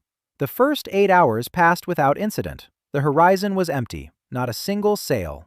Emily said they were in the clear. The patrol had headed south 6 hours ago. The next one would return in 36 hours. If the wind held out, they'd be out of the zone in 30. The wind let them down. By noon, it had died down, completely. Dead calm. The sails hung limp. The brig came to a standstill. Sora was pedaling as hard as she could, but 60 meters on a plateau-powered brig is 2 knots, at most. It won't be enough. Dan stood on the bridge and did the math. 36 minus 6 is 30 hours. 2 knots. 60 miles. They need to cover 120. Not enough. He went below deck. He looked at the propulsion system. 1 pair of pedals, 1 Sora. He needed more. He worked for 4 hours, non-stop. The keel responded quickly. Dan knew what to do. A 2nd pair of pedals. A 3rd. A 4th. A common shaft. A gearbox. 4 people pedaling at the same time. 4 pairs of legs provide 4 times the power. 8 knots. Sora looked at the contraption and whistled. She said these weren't pedals anymore. It was a galley propulsion system, only without slaves. Dan said that doing it without slaves was a matter of principle. He seated 4 volunteers. 2 of the rescued men, Tejo from the lifeboat, and he himself took the 4th spot. Sora called out the rhythm. 1, 2. 1, 2. 4 pairs of legs, a single shaft. The brig jerked forward and took off, fast. The water sang beneath the keel. 7 knots, 8. Emily shouted from the bridge that they were doing 9. Dan pedaled and counted. 9 knots, 120 miles, 13 hours. They'd make it. The night of the 45th day, Dan had been pedaling for 5 hours. His legs were on fire. His back ached. But he didn't stop. Teho was wheezing and groaning beside him, but he was pedaling too. The two men switched places after 3 hours. They were replaced by Taemin and a teenager from the dinghy. Fresh legs. They kept up the pace. Dawn of the 46th day, Emily shouted that she could see the zone's border. According to her map, in 20 miles they would be out of the Crimson territory. 20 miles, 2 hours. They were almost through. Almost. Mia was the first to scream. She was standing at the stern, looking back. Sails, red, 3 ships. They were coming from the south. Fast, under motor power. Smoke from the funnels. They were returning ahead of schedule. Dan rushed out of the engine room. He looked back. 3 ships. Distance, 4 miles. Speed, 15 knots minimum. They'd catch up to the Portland in 20 minutes. He looked at Emily. She was already counting. She shook her head. We won't make it. Dan turned to Sora. She ordered full speed ahead. Everyone who can, to the pedals. Sora bellowed the command. 6 people at the pedals. 2 extra spots that Dan had cobbled together from scraps. 6 pairs of legs. The shaft howled. The brig leaped forward. 11 knots. The structure was shaking. The gears were screeching. The drive couldn't give any more. It wasn't enough. The red sails were approaching. Dan could already see the hulls. 2 dry cargo ships and a corvette. Cannons on the decks. People. Lots of people. He stood at the bow and looked ahead. 20 miles to the zone's border. But a border is just a convention. The Crimson ones won't stop at the line. He looked at the water around him. A debris current. A faint one. Debris was drifting in from the west. Not much, but there was some. He leaped onto the lower deck. He ran to the side of the ship. He began grabbing debris from the water. Every piece of wood, every sheet of metal, everything went into the keel. The brig grew as it moved, not in length, in width. The sides thickened, the plating built up. Layer by layer, Dan was building armor. Not weapons, armor. The first shot hit the water 50 meters off the starboard side. A column of water rose and crashed onto the deck. The children screamed. Julia dragged them into the hold. The second shot was closer, 30 meters. Shrapnel pelted the side. The third shot hit. A blow to the stern. The steel hummed. A dent, but no hole. The armor held. Dan stood on deck, pulling debris out of the water. Mia helped. Hannah helped. Emily didn't leave the bridge. Course. Straight ahead. Full speed ahead. Only full speed ahead. The 4th and 5th shots came simultaneously. Port side. Stern. The hull hummed. One dent pierced the plating. Water gushed into the lower deck. Sora screamed from the engine room. A leak! Dan darted downstairs. He placed his hand over the hole. The keel sealed it instantly. The steel closed over it like skin over a wound. But the brig had lost speed. 10 knots. 9. The Crimson Corvette was approaching on the port side. 200 meters. Dan could see people on deck, armed, ready to board. He went back up, stood on the deck, looked at the Corvette. The Corvette was sailing steadily. The captain was on the bridge, young, self-assured. He shouted for the Portland to drift and prepare for inspection. Dan didn't answer. He looked at the Corvette and thought. The Corvette was sailing under its own power. Its captain is alive. It's a living ship. The keel can't touch it. But the Corvette was towing a barge on a rope, a flat one, empty, unmanned, a trophy. A barge abandoned by someone that the Crimson had picked up for spare parts. Abandoned. Dan squinted. The barge was on a rope. The rope stretched from the Corvette's stern, 30 meters of rope. And the barge? No one's. He looked at the distance. The Corvette was 150 meters away. The barge was 180. Too far. Dan turned to Emily. He said 2 words. Board it. Emily didn't ask why. She turned the wheel. The brig turned around. Abruptly. It headed not away from the Corvette, but toward it. No, past it. Alongside it. The Corvette's captain was taken aback. He'd expected the prey to run. The prey attacked. The Portland passed 50 meters from the Corvette. Past it. Onward. Toward the barge. Dan stood at the stern. He reached out his hand. The barge was 30 meters away. 20. 10. He touched the rope. The keel struck it. The rope snapped. The barge broke free from the Corvette. Dan placed both hands on the barge's side. The keel roared. The barge began to take on water, quickly, greedily. 30 meters of steel barge, sheet steel, 3 centimeters thick, military-grade metal. The brig grew right before the Bagriani's eyes. The sides rose. The plating thickened. The hull gained mass. 70 meters. 80. The barge vanished in 2 minutes. The Portland was now larger than a corvette. Captain Bagrianic watched it all from the bridge. The spyglass slipped from his hand. The Portland turned and headed away. 12 knots. 13. A new mass. New hull plating. New speed. The corvette didn't fire. Neither did the cargo ships. They stood and watched as the brig that had just been their prey swallowed their barge, on the fly, and vanished over the horizon. Dan stood at the stern and watched the receding red sails. His hands were shaking. His knees buckled. He sat down. Mia came over. She handed him some water. He drank.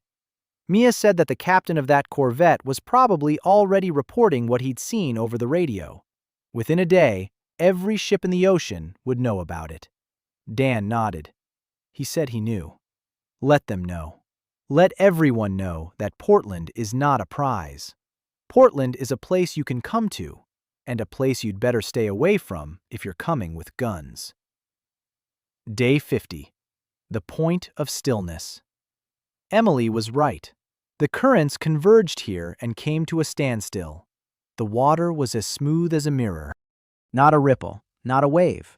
3 moons were reflected on the surface so clearly that it seemed as if a second sky hung beneath the water. Portland entered the zone of calm at dawn and stopped on its own. No command, no pedaling. It just stopped, as if it had found its place. Dan stood at the bow and looked down. The water was clear, pure. He could see the bottom, far away, very far away, but he could see it. Dark outlines, mountains, buildings, streets, a city at the bottom. A flooded city. He stood there, looking at the rooftops of the houses underwater, and thought that people had once lived there. They went to work, they came home, had dinner, slept, and then the water came and covered everything. Mia stood next to him. She looked down. Silently, she jotted something down in her notebook. A flooded city, depth approximately 200 meters, coordinates. Dan said they were staying here. Mia nodded. Work began that very day. Dan announced to all 37 people that Portland was no longer a ship. Portland was a port, a place where any ship could come and dock, for free, no strings attached, no taxes. The only rule? No weapons on board. Anyone arriving with guns would be thrown overboard. Anyone who disagreed would be passed by. Tejo asked what would happen if the Crimson Ones came. Dan said the Crimson Ones could dock here too. Then no weapons would be thrown overboard. Anyone who didn't agree would have to sail on by. Tejo asked, what if the Scarlet Ones come? Dan said that the Scarlet Ones could dock too if they left their weapons behind. Tejo looked at him as if he were crazy. Dan smiled. The first ship arrived 2 days later, the 52nd day. A fishing boat with a family on board. 4 people. They saw Portland and couldn't believe their eyes. 80 meters of wood and steel in the middle of still water. They moored in silence. They went up on deck. Julia fed them. Hannah examined them. Mia showed them the aquaculture setup. Sora fixed their engine, which hadn't worked since day 1. In an hour, with a wrench and 2 pieces of wire, the family stayed. A week later, 5 more arrived. Then 10, then 20. Word spread across the ocean. A place. There's a place. A port. Not a pirate port. Not a military port. A port where they feed you, treat you, and repair your boats and ask for nothing in return. By the 60th day, 40 boats were moored at Portland. 120 people. Dan built non-stop. Wharf walls, gangways, common decks, canopies. He took Portland apart and put it back together 3 times in 10 days. Each time it was bigger. Each time it was more convenient. Each time it was more precise. Julia's galley had grown to the size of a dining hall. She cooked for 100 people, then for 200. Her kitchen ran 3 shifts. She trained 4 assistants. She scolded them. She praised them. She fed them. They feared her and adored her at the same time. Hannah's infirmary became a hospital. 3 beds, then 6, then 10. She performed surgery every day. Wounds, fractures, infections, childbirth. The first child born on the Portland, a boy. His mother named him Dan. Dan found out about this from Mia. He blushed. He went to the engine room and didn't come out for 2 hours. Emily's bridge became the navigation center. The map covered the entire wall. Every ship that came to Portland added information. Currents, coordinates, rumors. The map grew richer with details. The world was taking shape. Emily plotted every point, every line. She worked from dawn to dusk. Sometimes Dan would come to the bridge at night and find her asleep at the table, her face on the map, her cheek pressed against a waypoint. He would cover her with a blanket. Once, she wasn't asleep. He walked in and she lifted her head, looked at him, then at the map, then at him. She pointed to a spot on the map. She said that this was where they were right now. He walked over. He looked. Their fingers rested on the same spot, at the same time. He didn't move his hand, neither did she. They stood like that for a minute. Then Emily said quietly that this was the first map in history she believed in, because she had drawn it herself, and because the person next to her believed her even before the map was finished. Dan said that trusting a navigator before you have a map isn't trust, it's a necessity, otherwise you'll drown. Emily smiled, for the first time in 60 days. Not out of sadness, not forced, genuine. Mia's lab had become a farm. Aquaculture took over the entire lower deck. Algae, plankton, fish, a closed cycle. She fed 200 people and taught others to do the same. Every boat moored at Portland received a kit from Mia, a container, a culture, instructions. Within a month, every boat could feed itself. Mia didn't tie people to Portland. She set them free. Sora's workshop became a blacksmith's shop. She forged, she repaired, she rebuilt. She taught the teenagers from the rowboat. They became her apprentices. Tae-ho and Tae-min worked side by side. The 4 of them repaired 3 boats a day. By the 70th day, Portland had grown to 120 meters. Not through the keel, through the people. The moored boats became part of the structure. The gangways turned into streets, the awnings into roofs, the decks into squares. It was no longer a ship. It was a city. Small, shaky, impossible, but a city.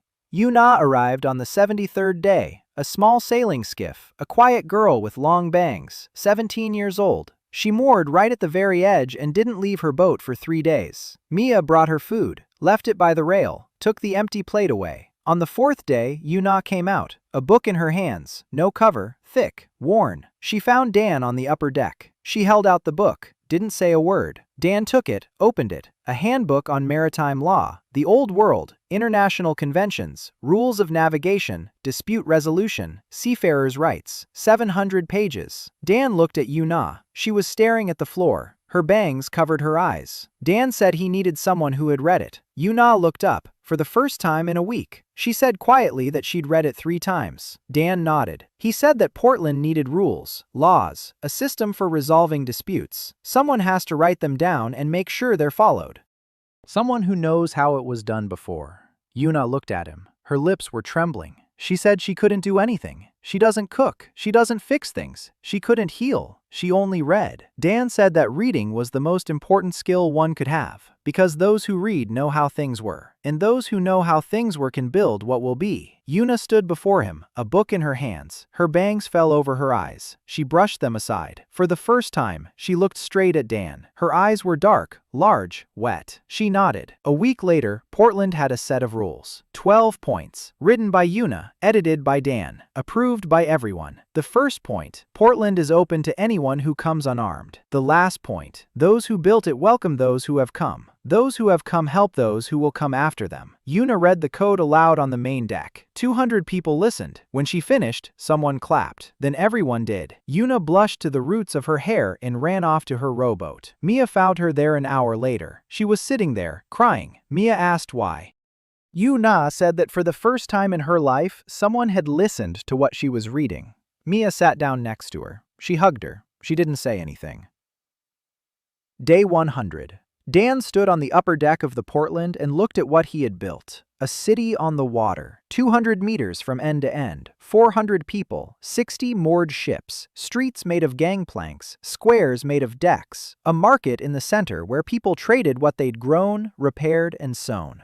Sorda's blacksmith shop clanged from dawn till dusk. Julia's galley smelled of bread, real bread. Mia had grown a cereal seaweed that Julia had ground into flour, the first bread baked in the new world. People stood in line for a slice. Some were crying, not from hunger, from the smell, from the memories.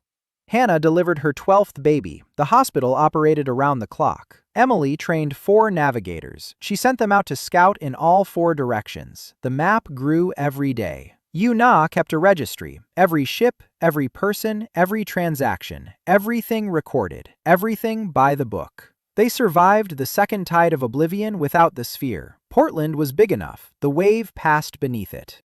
Lifted it, lowered it, rocked it, but didn't touch it. 400 people stood on the decks and watched as the black wall swept past. No one screamed. Children clung to their mothers. Mothers clung to the railings. The railings held firm. So did the third tide. Portland stood firm.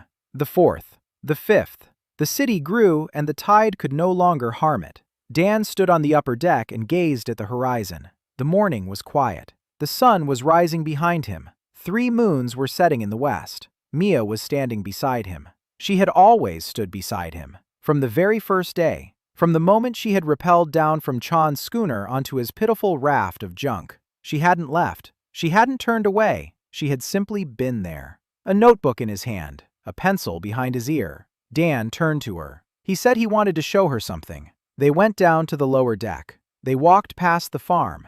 Past the infirmary. Past the smithy. Dan stopped in front of a door that hadn't been there before. Mia looked at him. He opened the door. A cabin. Small, with 2 portholes. Through the left one, she could see the sunrise. Through the right one, the sunset. A table against the wall. A lamp on the table. Next to it, a stack of blank paper. Pencils, 6 of them, sharpened. A shelf above the table. On the shelf was her notebook. The first one. The very one. The one she'd saved from the water. Mia walked in. She ran her hand over the table, over the paper, over the pencils. She turned to Dan. He said this was Mia's lab, not a farm, a lab, a place where she could think and write and design. Not in between feeding the fish, separate, just for her. Mia stood in the middle of the cabin. Then she walked over to him. She stood close to him. She said quietly that he was doing it again, building something for a specific person. Dan said he didn't know how to do it any other way. Mia placed her hand on his chest, over his heart. He covered her hand with his. They stood like that, in silence. Through the porthole, the water glistened gold in the dawn light.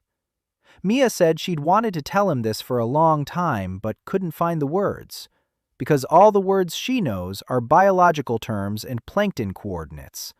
But if you translate that into human language, she's with him. She'd been with him ever since the day she saw the raft made of trash and realized that this man had mended the ocean around him. Dan said he didn't know how to say things like that either.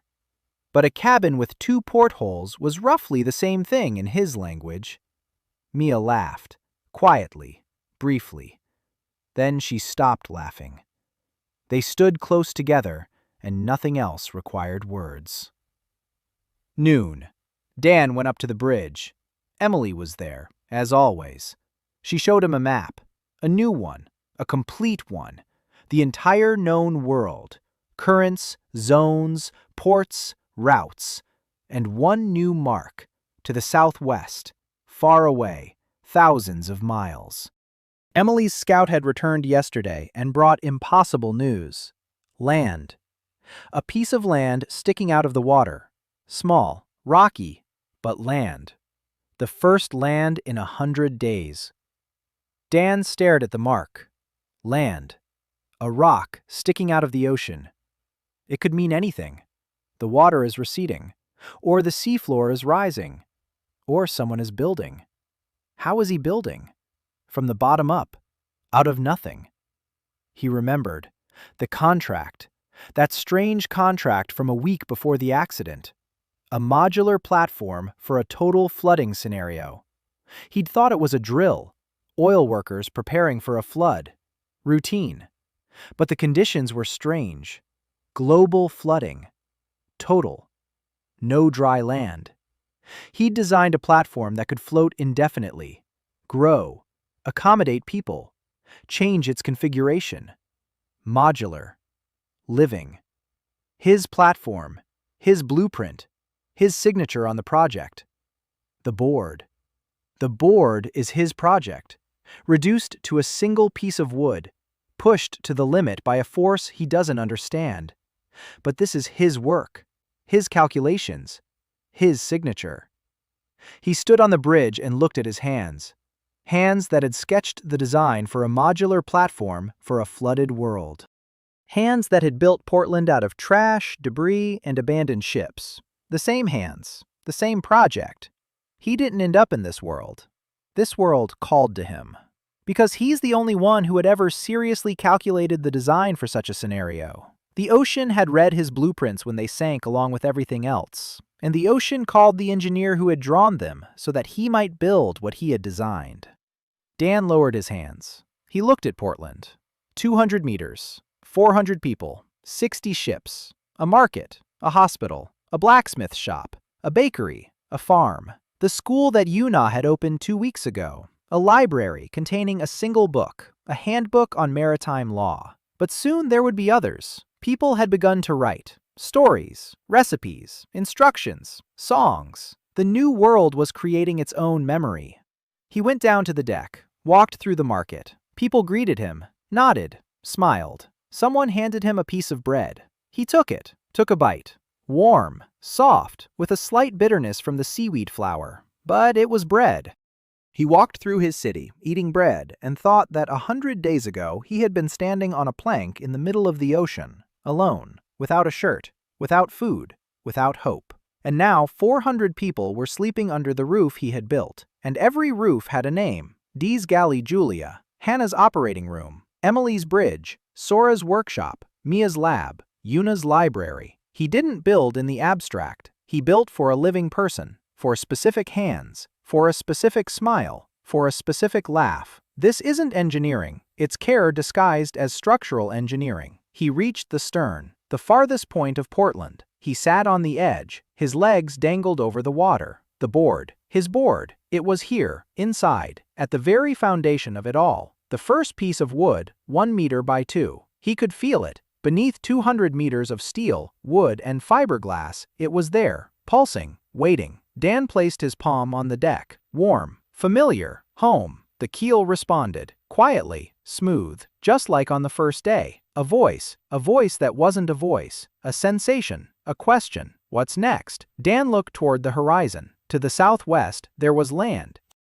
A small rock in the ocean. Maybe the water is receding. Maybe we can reclaim the land. Maybe we can build a world where land isn't needed. He didn't know, but he knew what he would do tomorrow, and the day after tomorrow, and a month from now.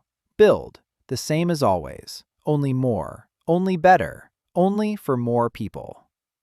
Portland is a harbor, a place where you can come. He built it not because he wanted to be king. He built it because there should be a place in the world where you can moor and not be afraid of the water.